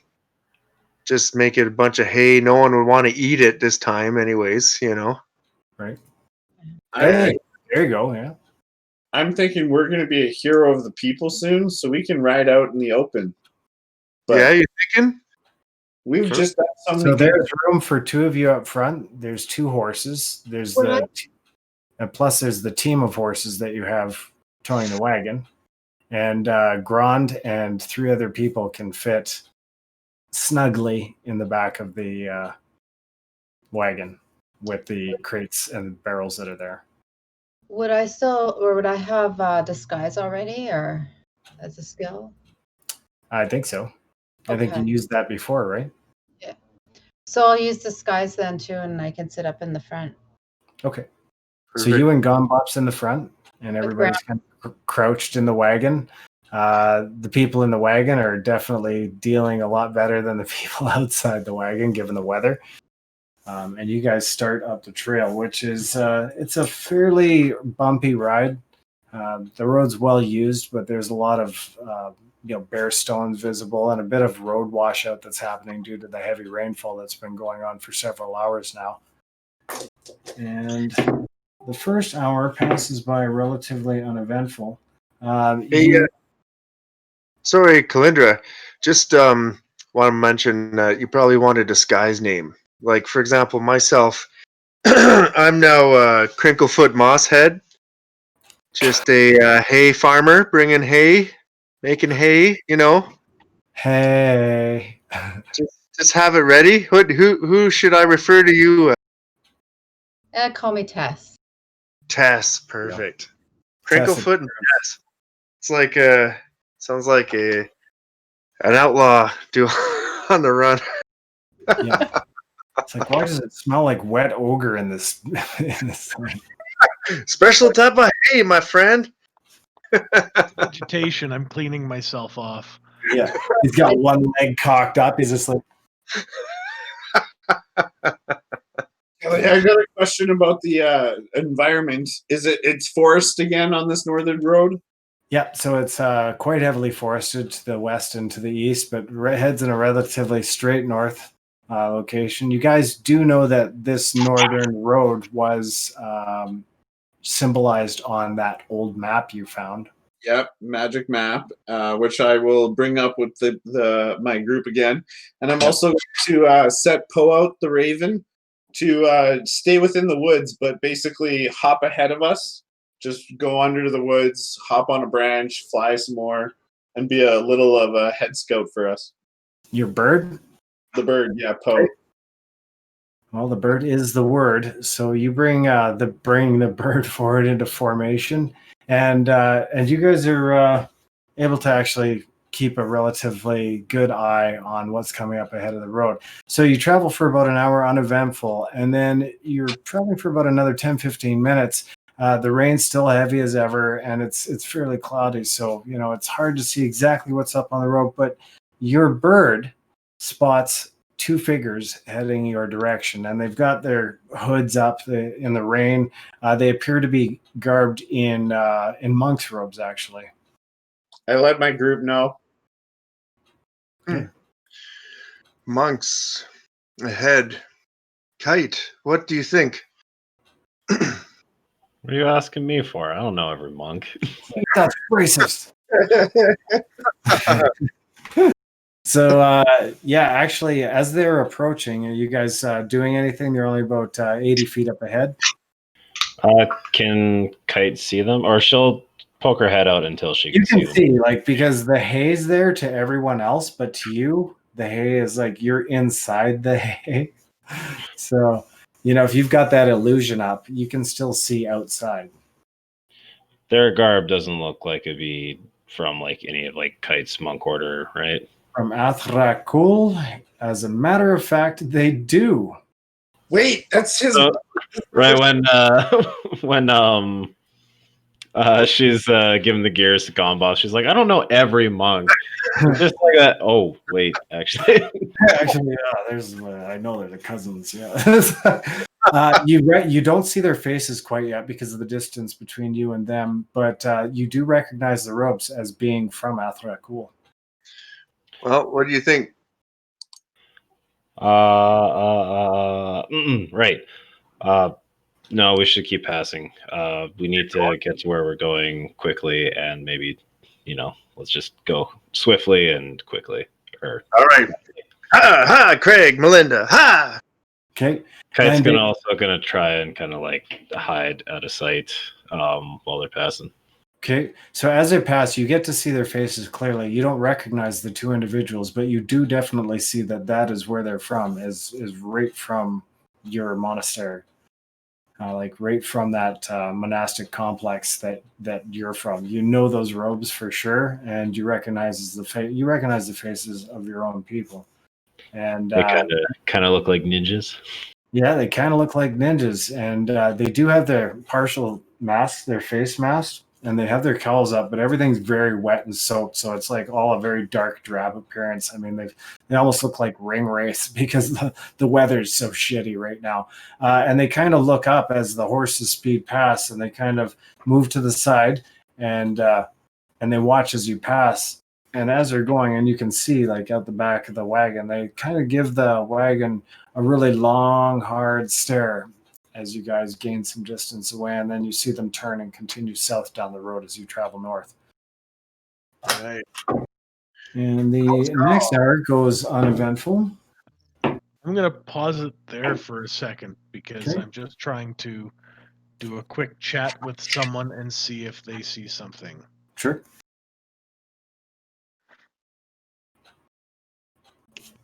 Who is supposed to see something? No. In the CC chat. Okay, I'm just gonna start up a bit of a conversation with Kite. We can still have some time pass. Things may change. We will have to see. If now's not the time, then when is the time? I don't think we're gonna find a better time. Kite. Calyndra, wait. Last opinion. Calyndra and Gnome. Guys, you guys got to dive into this. Look in the CC chat. Do you agree? Yeah. I see. It's on your mind, Ron. Yeah, sure. I can't see it though, but I don't know why I don't get our group stuff. But I'll go. I'm sure it's fine. I'm tagging you. Kite. What's up, Grond? How well do you know those of your order? I mean, yeah, you trained with them. You lived with them. How well do you know your order? That is entirely up to Kelly because I, as me, don't actually have any idea what they're about other than that they're ninjas. Yeah, no, they're ninjas. They're a dark religious order, very similar to. I kind of based a lot of what they do around the Shaolin monks, but they're not without a history of certain levels of corruption, historically speaking. I mean, there's been elements in every religious sect and every organization of that nature. I mean, once you get to a certain size, there's bound to be one asshole in the group. Kite's aware of this, but she remains dedicated. And generally, the people of Athrakul are they're noble, they're honorable. They don't, they live by a strict religious principle. But also, we're about if we're contracted to kill, we'll kill. If we're contracted to subterfuge, we'll do subterfuge. We'll spy. We're ninjas. It's what we do. What would you say if I know of someone who your order has placed a kill order on? I mean, I don't exactly have the. I metrics. harbor no ill will for you being a part of their organization. I harbor no ill will of that at all. Good to know. But what would you say if this was someone who is close to us as a whole? I guess it depends on what you're trying to say, but are you? What are you getting at, Grond? Say Just your ahead of Grond. say your order wanted to kill one of us. Where's your loyalty lie? What an interesting question to come out of nowhere, right? Yeah. That is where we're heading, and Emus and I are on exactly the same wavelength right now. And I will look at Kite square in the eye, no intimidation, no nothing. If someone in our group was to be killed by your order, would you stand for your order or would you stand for us? I should subtly cast detect thoughts. You probably won't need to, but Kaya will take a long silence, but she'll look back up at Grond and, not trying to be smart or anything, but she means this in all seriousness. If you find yourself on that kind of a hit list, or any of you find yourself on that kind of a hit list, I'd recommend being on that list. Oh man. Emus and I will ask him for the scroll. I will take this long overdue scroll out of my satchel. I know I'm gonna rewatch this episode. I will hand this paper to Kite. Okay. Open this and read this. That's not Kite's scroll that she had before, right? No, it is a copy we made in secret.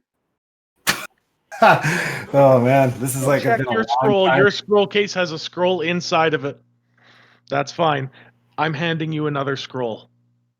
I'm handing you a piece of paper, a piece of papyrus. A piece of papyrus that is rolled up, and I am handing it to Kite, and I am telling her to read this.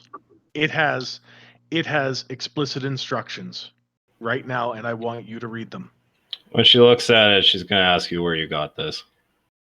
You gave it to me to take care of, and the group kind of decided upon taking matters into their own hand, because Calyndra, when the Thieves Guild stole it, they had told her exactly what it said on that scroll, and we confirmed what it was said on that scroll, and we confirmed that it was. To be clear, your party did not break that agreement.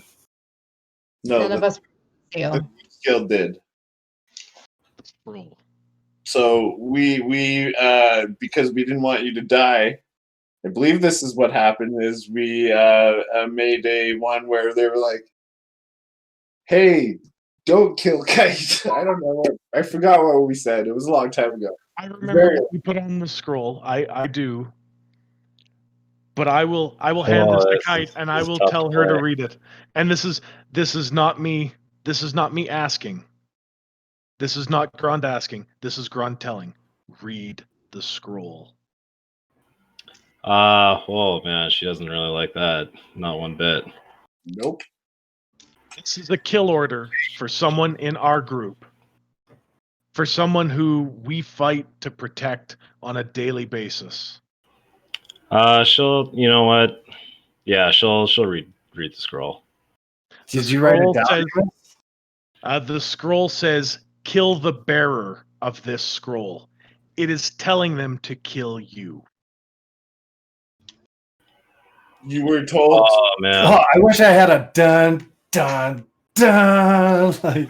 I'm not gonna lie, I super assumed that from the start. And I'm like, man, what if they're gonna get there and then it's gonna be like trigger boss fight? You got to fight the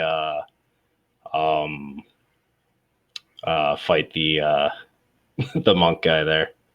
So interesting to have that come out finally. So interesting to have that come out. Oh man. Oh man, and also, yeah, did any of you guys play what was this game? It was like a ninja game, Blade of Shadow or something. But basically, I forget the actual name of it. But it was like a 2D stealth ninja thing that kind of came into. You know what? Don't worry about it. Similar plot? Similar to kind of what my line of thinking here is. She, you know what? She's gonna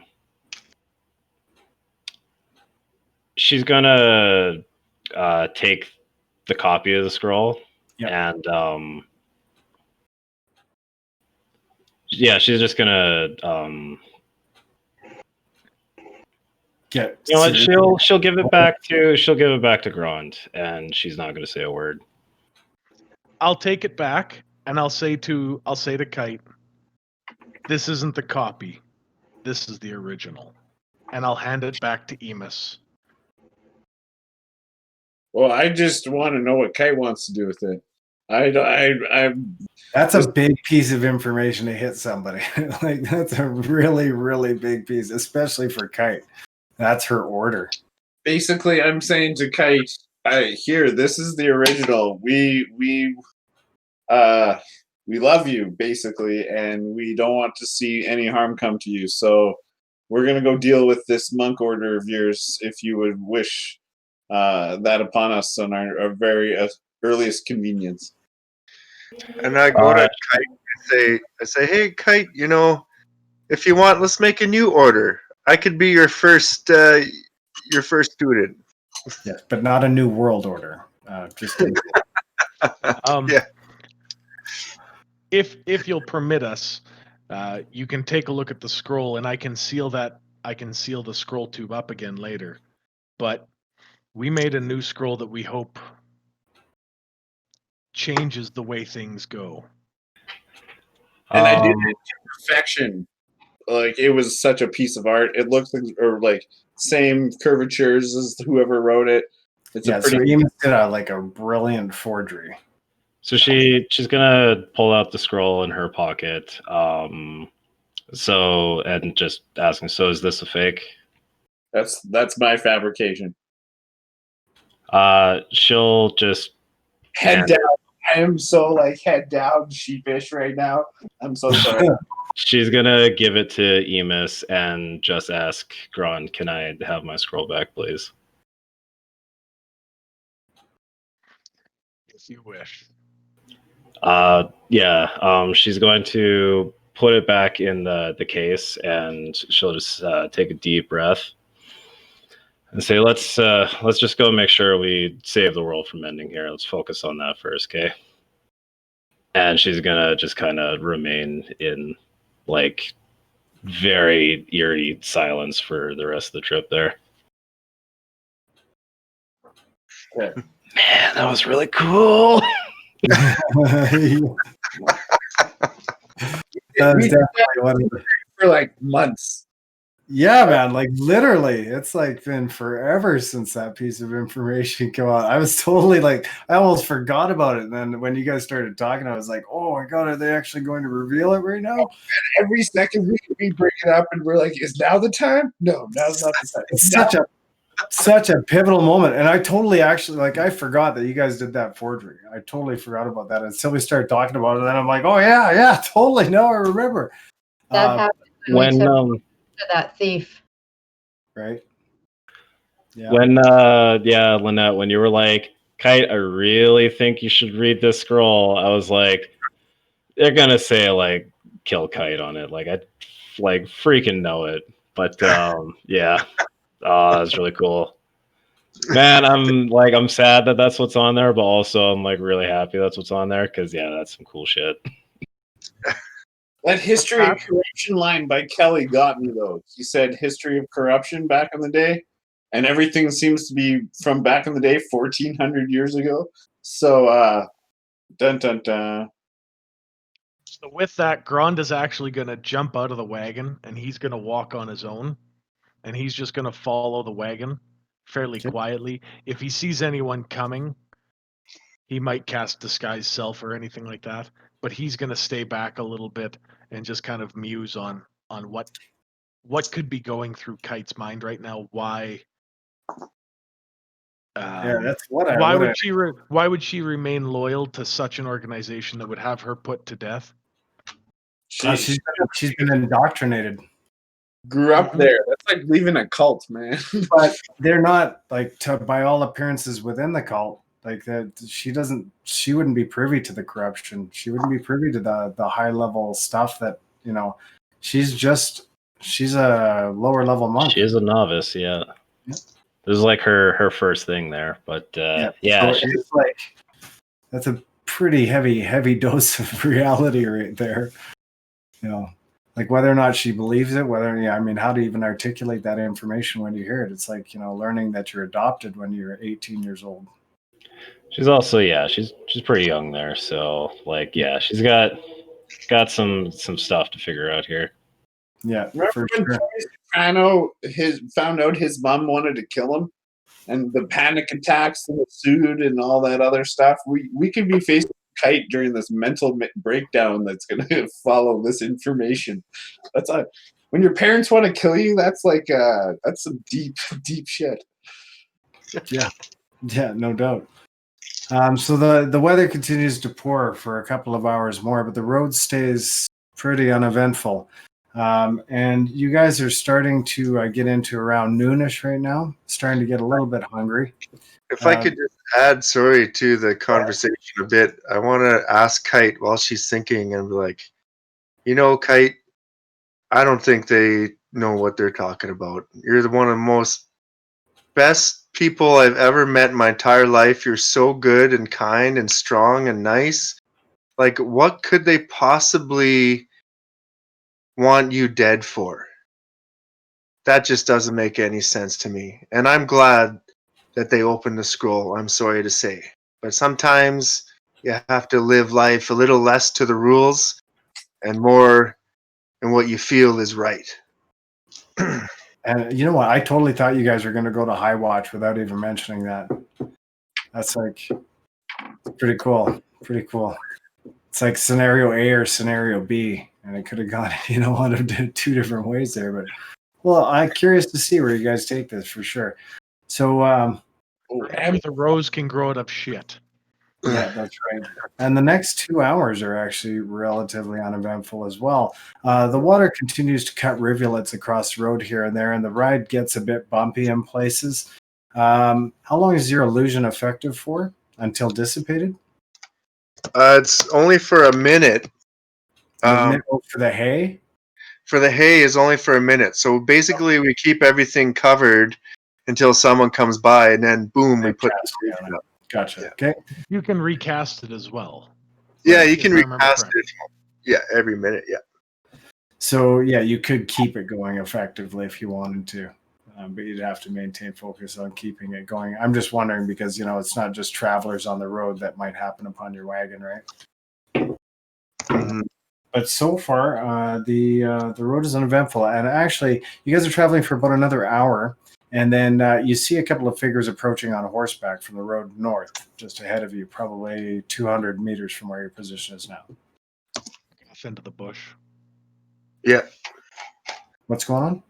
Grond is going to duck off into the bush. Okay. So Trying to keep pace, but okay. So the bush is actually fairly thick, and for a person of your size, it's definitely going to be impossible to make any quiet ingress into that stuff for sure.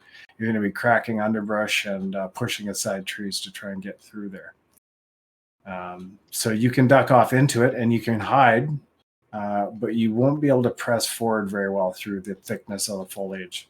So you know what? I'm going to press into the bush. Okay. And just wait it out. I'm going to wait for those two to pass. And Okay. then once they have long passed, Grond will get out and he will chase the wagon down. Okay. You see that as they approach, it appears to be two female warriors. They both look to be human. One's blonde with long braided hair, and the other one is a redhead with very short cropped hair, bearing very large claw scars down the side of her face. They both appear to be well armed and well armored, both wearing fur cloaks that look fairly soaked given the current weather. They have hoods on the back of the cloak, but neither one of them have the hoods up, and they kind of just give you a nod as they approach. Good day to you. Good day. Yeah, and they just say, good day to you. And they Good kind of just, keep an eye on you as they pass, and they're kind of coming up beside you. And they pass, and they don't seem to take any real notice of you. They looked at you as you watched, and they kind of watched to make sure as you passed that nobody was leaping out of the back of the wagon, but they just continue on their travels. I go to Calyndra and I'd be like, I wonder if these people we could, we should be making friends with to recruit in the fight against these evil forces. The next 2 hours pass uneventful, but the weather breaks, and finally the rain stops. And although the sky remains overcast, at least there's a little bit more warmth in your bodies for the lessening of the rain. Mm. Okay. You should set Grond on anyone else we meet. He'll make friends with them. Yeah. Okay. So yeah, it's starting to get up towards nighttime now, like towards dinner hour, a little bit afterwards. If I'm journeying with you, just reading this thing in chat. Yes, indeed. Now that the weather's kind of broken, you can see that the sky darkening is more an indicator of night than the shitty weather that you had experienced earlier. So you're kind of getting the feeling that now might be the time to break camp or to press forward through the night. Up to you. Well, I'm still feeling pretty good. Should we? Yeah, you are all really well. I mean, your energy's good. It's just getting dark. We'll just keep going for a little bit longer, I think. Let's try and make up some time. Okay. No arguments there from the rest of the party? No. Okay. Then we Kite's got a lot on her mind right now, so she's not really focused on energy levels. Okay, so you guys press forward into the night. Just me and you awkwardly sitting next to each other in the back of the wagon in silence. Yeah, so you got Emus, your bird is relatively useless this time of night, right? Yeah, no, he's no dark vision. Okay. But what I can suggest for that, guys, is I can do 10 minutes with some of the incense I'm carrying, and we can turn them into an owl and get some night vision, or a bat and get some echo vision. Well, I have 120 feet dark vision as well. That helps. Just letting you know that's available, just in case. Okay. Let's just go a little further, then we'll find a place to camp, hey? Yeah. Okay. Okay, I'm going to need a perception roll from Bops and Calyndra, please. That was a 1. Ooh, I got a 14. Okay, you guys are traveling on when suddenly the horses get spooked at the front, and you see a lizard about 12 feet long slide out from the bushes on the right side of the road. And it spooked the horses, and it's going right for the horse at the lead of your team. Oh, no! It's going to jump out and cut this thing's head off. Okay, yeah, you hear this thing hiss, and we'll need an initiative roll, please. Stay back and do. Oops, never mind. She means to fight, I guess, because Nat 20. Oh my god, I got a natural 1. 17. 15. Okay, so Bops, what did you get? 1? Well, 4. 4, and Calyndra? 23. 23, nice. Grond? 15. You're a ways back, or you caught back up and climbed in, right? He's back. I'm keeping an eye on them from. Okay, you start to see a bit of commotion coming up from up ahead of the road there. You saw those other 2 riders pass, and yeah, you can see something going on with the wagon up ahead. 23, and Emus, what did you get? 15. 15. Perfect. So that's I guess 24 for Kite. Nice. 24 for Kite.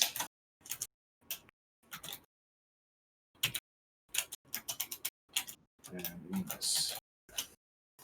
All right. Yeah.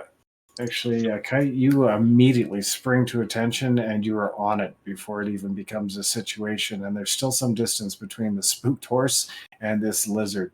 It appears to be somewhat like a giant monitor lizard. That's kind of its look. It's got green-black scaly skin, and it looks like it's got a mouthful of drooling chompers. And it moves in to strike, but it's your go first. Yeah, she just kind of leaps out of the cart at a blinding speed, and while she's launching herself at this thing, she's going to slash at it from the side. Perfect. Yeah, roll to hit, please. And that will be a 22. That is definitely hit. Then she's going to attack it again, and she's going to flurry of blows this thing too. So I'm just going to roll a bunch of dice. Yeah, and Grond or Gone Bops, I'm going to need. Just roll me a d20. Okay. Please. As you try and maintain control of the horses and the wagon here. Okay, I do have animal handling, so could I Yep, you add can. that? Yep. So I got an 11. Okay, so yeah, the horses are definitely spooked, and they're kind of stepping back and kind of butting into the wagon, and you're having a little bit of a difficult time trying to maintain some control here. You're okay for now, but you're kind of losing it.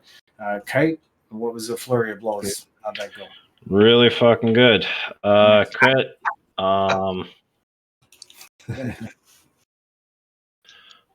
Crit a 20. Well, they all hit 28 and 27. Okay, so I'll take a total of damage for you, please. Man, this thing did not even see that coming. Duh, duh, duh, duh, duh.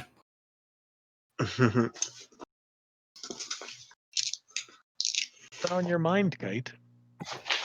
All right, so 9 for the first hit. Tell us how you really feel. 9 for the second hit. Okay. And then plus 7 plus 7. So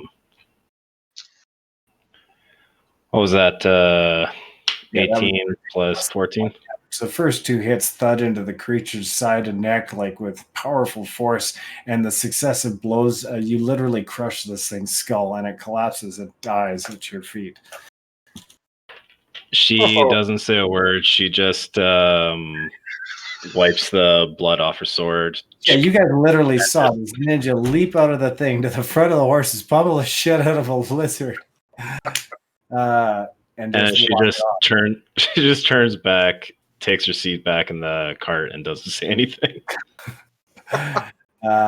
So Gone Bobs, you managed to kind of get the horses figured after a time, and you maneuver them around this corpse of the dead lizard on the road.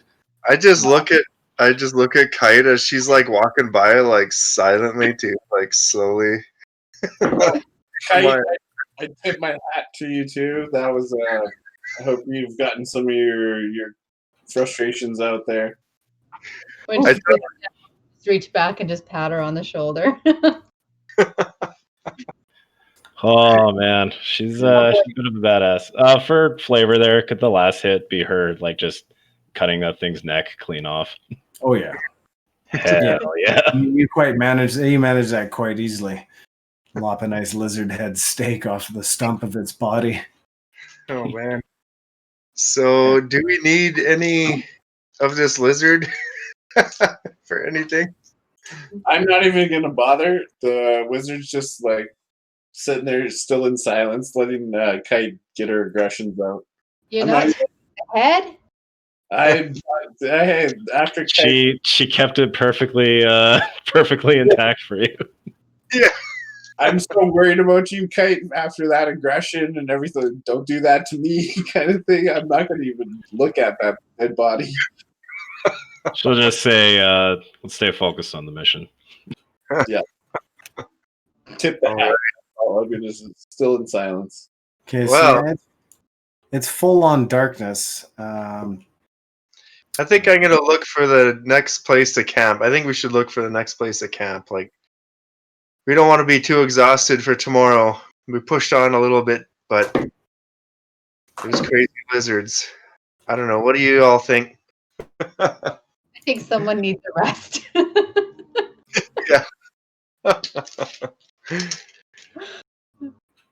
Yeah. Some teenage angst. Yes, let's get a rest. She needs her sleep. I mean, she's actually feeling pretty okay, all things considered. After you just mutilated a lizard, yeah, okay, now you're okay. She's just has to get one key point back. That's all.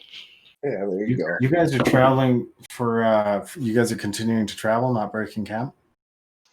No, we'll have a camp, I think. Okay. Yeah. So I'll say that you guys managed to continue on for about 20 minutes before you find a fairly large break on the east side of the road where it just kind of opens up. And similar to that other break that you guys were at like several days earlier there before Drake's Hollow and such, where it had the river, kind of a stream running down the side of it. That's how it opens up on the right side of the road. So you guys are able to actually steer the wagon down about 1.5 feet of this little embankment and kind of park on this area of wide patch of grass and rock beside the stream. So you guys have a safe place to camp, at least in terms of being off the road.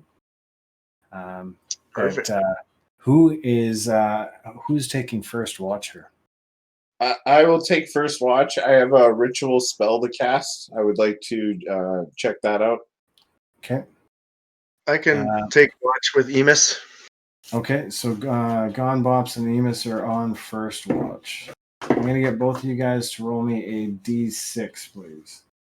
Actually, just one of you to roll me a D6. Please. Oh, go ahead, Emus. Oh no, 4. Nice.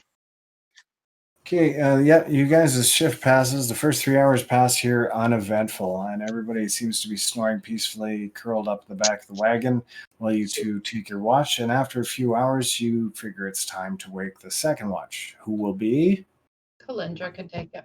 During that watch, was I able to do a ritual spell? I had one ring I'd like to identify as well. Yep, It's you can. a magical ring that I did detect magic on it. We found out it was a protective made out of black hermitite. I'd like to do Hematite. Hematite. Oh yeah, that's hematite. I don't know what a hermitite is, but I'd like to identify that. Okay. Yeah, it is a +2 ring of protection. All right, +2. I don't know what that means, but sure, I'm writing that. That's +2. That one will add +2 to your AC versus melee attacks. All right. Okay. So, wait. Who's taking the second watch? Is Kite taking second watch? Calyndra. Okay, Calyndra is. I'll wait. Thank you. Okay, go. Okay. Is anybody up with Calyndra? Or are you flying it solo? Okay. Flying it solo. I will get you to roll a D6, please. Kate usually does third watch just because she gets up early.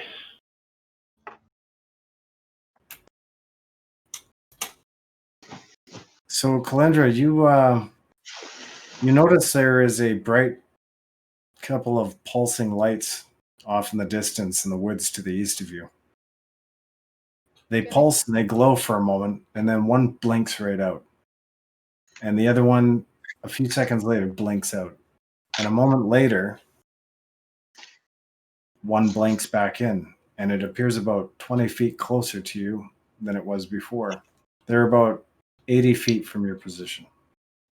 If it seems to be coming toward the vehicle or the wagon, I'll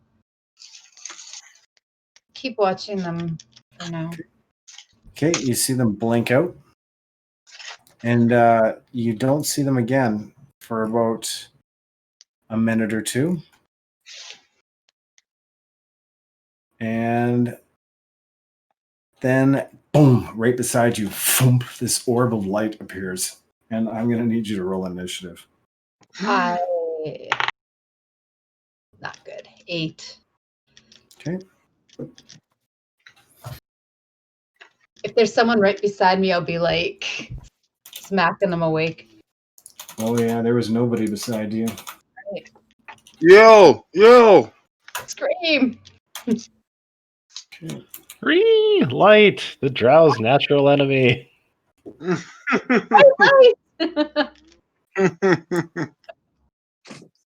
Oh no. Yeah, Calyndra, I'm gonna need a DC Constitution saving throw from you, please.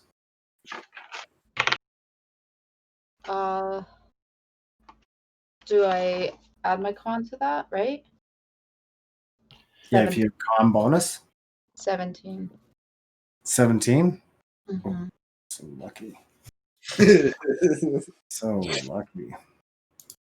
Okay, you feel as if something was trying to like penetrate your body. It was a hard to describe feeling, like super hard to even get over the feeling that you felt, like your life force was being tapped into, and suddenly you're able to pull yourself back, and your eyes just like shoot wide open as this orb boom blinks out and is gone. I'm going to wake up.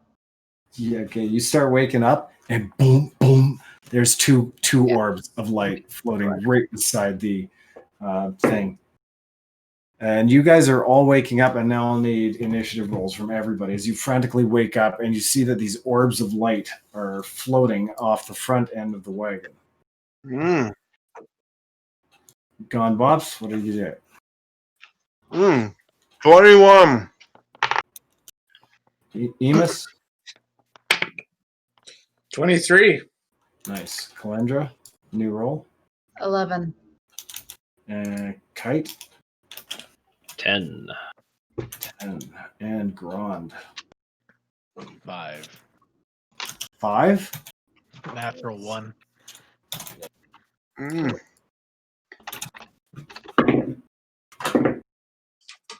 Unfortunately, they're at 17 and 2. Oh, I guess that's fortunate, unfortunate.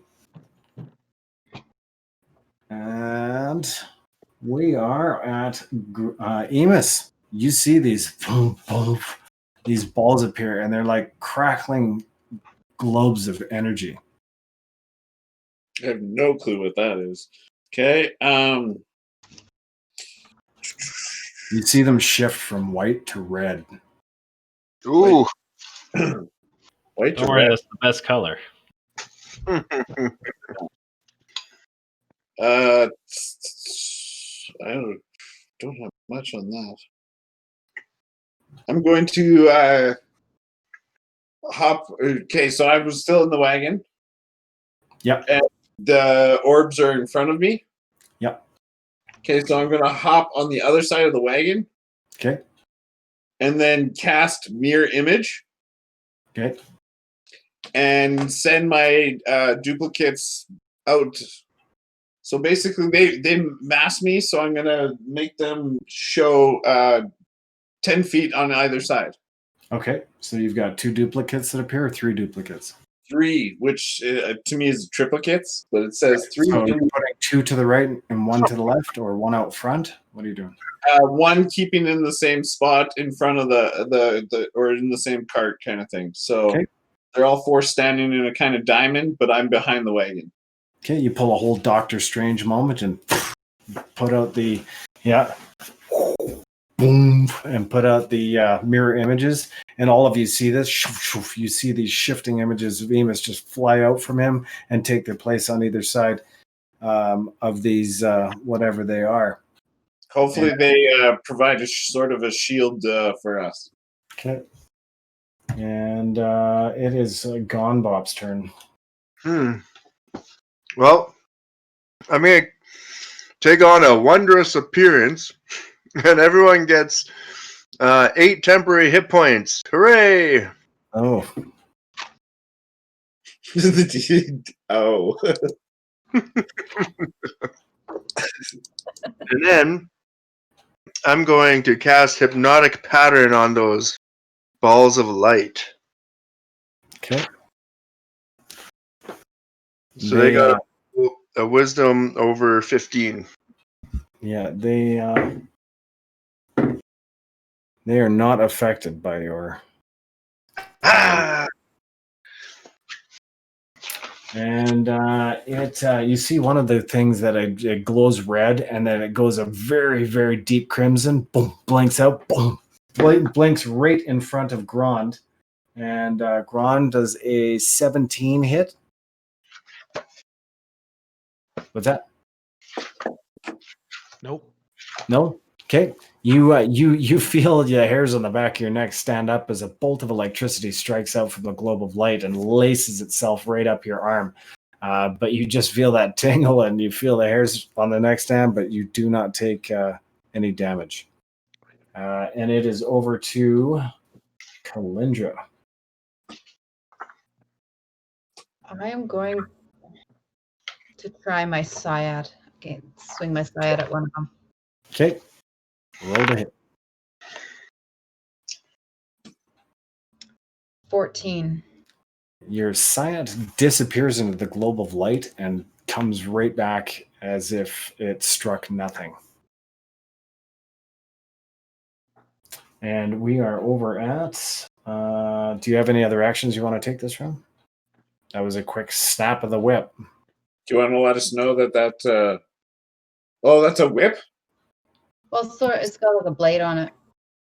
Yeah, like a little at the end? Okay, that's very cool. How do you spell Syat? Sciat.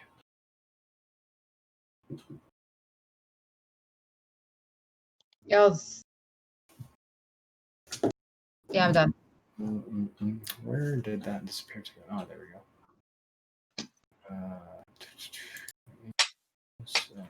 Sorry, it's SCI what? Sciat. Oh yeah, that's what it would be. Right? Yes. And inside there is rough art, yeah. And inside there, and let me just have a quick look here, really quick. There is. I know I have it here somewhere. There we go. So this is one type. There's different types of tips. These are a couple of different types of tips, but it basically has a handle and a long, thin chain for a whip. So, your side snaps back, and you just kind of look around, like as you kind of baffled that it didn't hit anything. Nani? Yeah, but you guys were unable to strike anything there. And we are over at Grond. Nope, Kite. She's gonna see that weapon just phase right through them. How grouped up are those lights? They're about 10 feet apart right now, to the front of the wagon on either side of the horses. Like they're 10 feet towards grouped up together? No, so like here's the wagon and the horses, and they're like globe here, and you'd be like, you could sit on the front kind of thing. The only reason the horses haven't been spooked is because they're above the horses and towards the rear of the horses. So they're closer to the wagon than they are to the front of the horses. Are two of them within 15 feet of each other? Definitely. She's going to do some ninja hand sign things, and throw a darkness in the middle there to try and engulf two of those lights in darkness. That is interesting. Okay. So magical darkness spreads from a point you choose. A creature with dark vision can't see through this, and non-magical light can't illuminate it.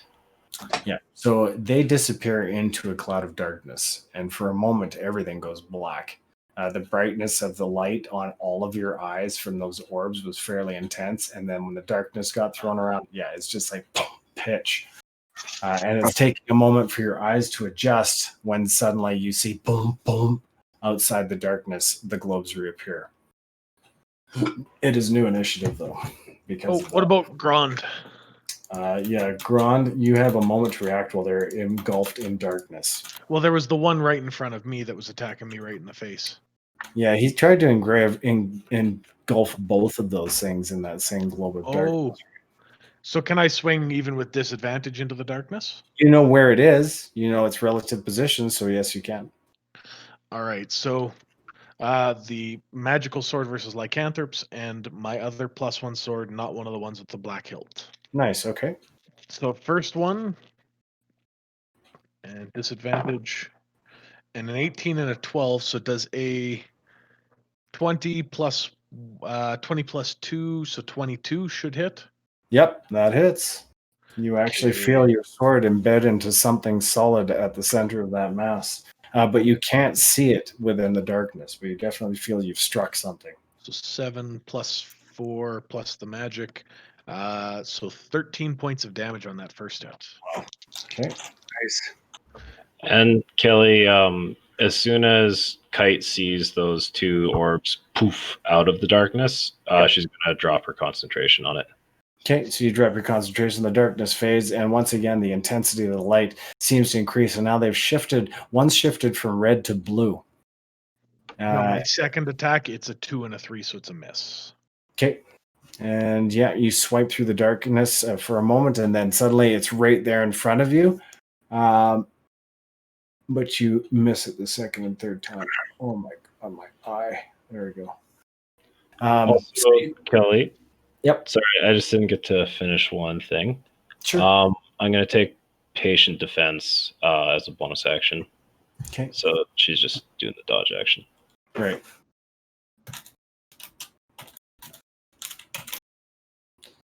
Actually had to look that one up.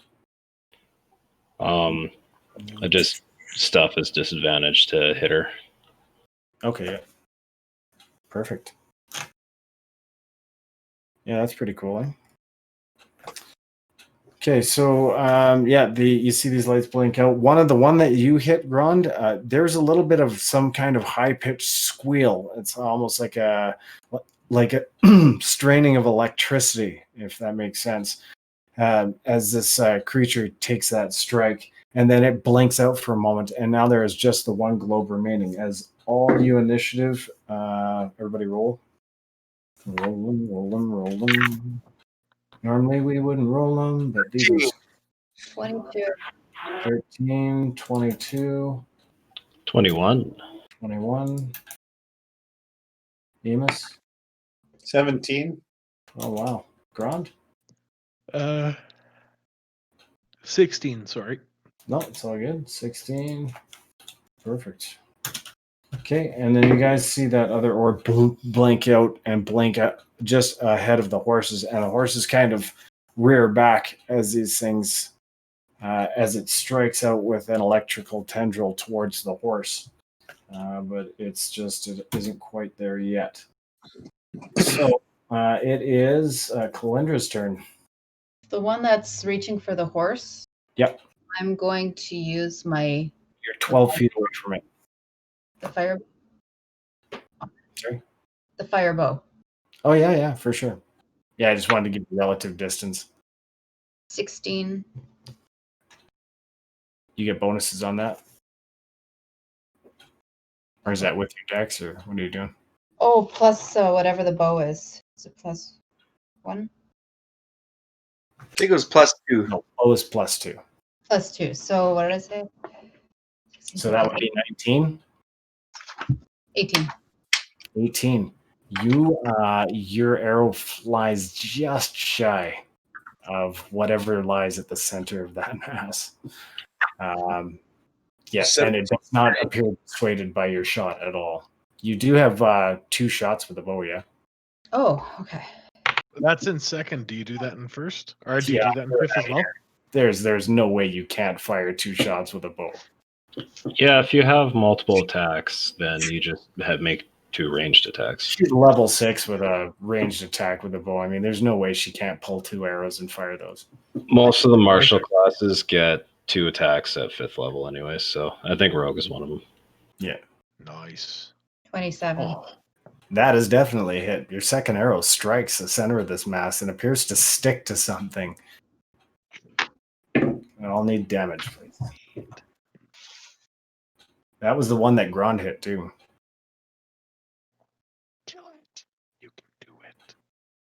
For 5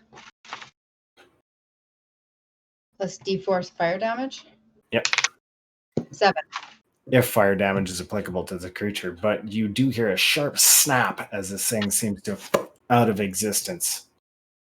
So Right before it strikes the horse.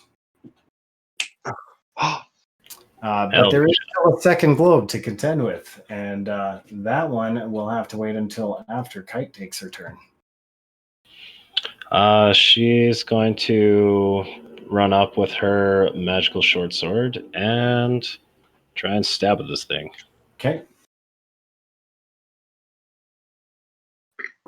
Hell yeah, for 28 to hit. Oh, wow. Yep, that's definitely a hit. Nice, for 11 damage. Okay. Perfect. Yeah, you feel your sword bite into something, and there's a bit of a hiss as electrical crackle rails up your sword blade for a moment. And you pull your sword back, and you could almost feel you smell the ozone and kind of feel the electricity in the air around this creature as you get within melee range. It is now. Does a 15 hit that? Yep. Oh, no, it does not. 19 to hit. Okay, well, her second swing misses, and then she's going to throw a quick punch just to see if she can hit that. Gotta love the monk can do that. Yeah, 2 attacks and then bonus action attack. That is, why can't I math? 23 to hit, so yeah. Okay, that is a hit. That is definitely a hit. And a quick punch of 6 damage. Okay, and I need a wisdom saving throw from you, please.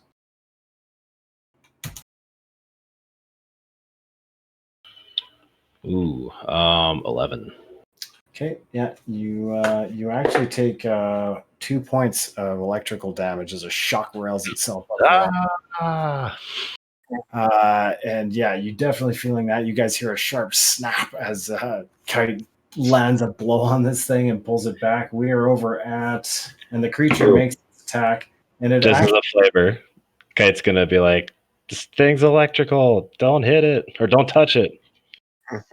It actually moves right through Kite and heads straight at Grond. But an 8 does not hit you. So now it is Grond's turn to return the favor. Or sorry. I was so looking forward to seeing what Grond does. Emus, it's your turn. As you see this globe pass right through Kite and make a streak towards Grond. That is the only one left, correct? That is, yep. That you can see. My action to see if I need to. Wizard spell pose, hold my action to cast Toll the Dead, and see what Grond does on his action. Okay. Fire it up. Grond is going to take the first swing. 16 plus bonuses. Oh yeah, like we're into the plus 24. We're at like a hit of 26. Okay. Ooh, max damage 15. Oh no, sorry, 16. Yeah, and I need a wisdom saving throw from you. Whoa, what were you attacking with? Sorry. The magical sword versus lycanthrope. Okay. Yeah, never mind the wisdom saving throw. You actually go, there's a sharp crackle, snap, and this thing just appears to snap right out of existence. There's a bit of a smell of like burning ozone in the air, and that's it. You guys don't see it. It descends, the whole little clearing here descends into darkness, and you guys are left with the sound of the babbling brook beside you. Nice. Yeah, that. 2 times I had like a sweet insult loaded. I'm gonna just tell you anyways.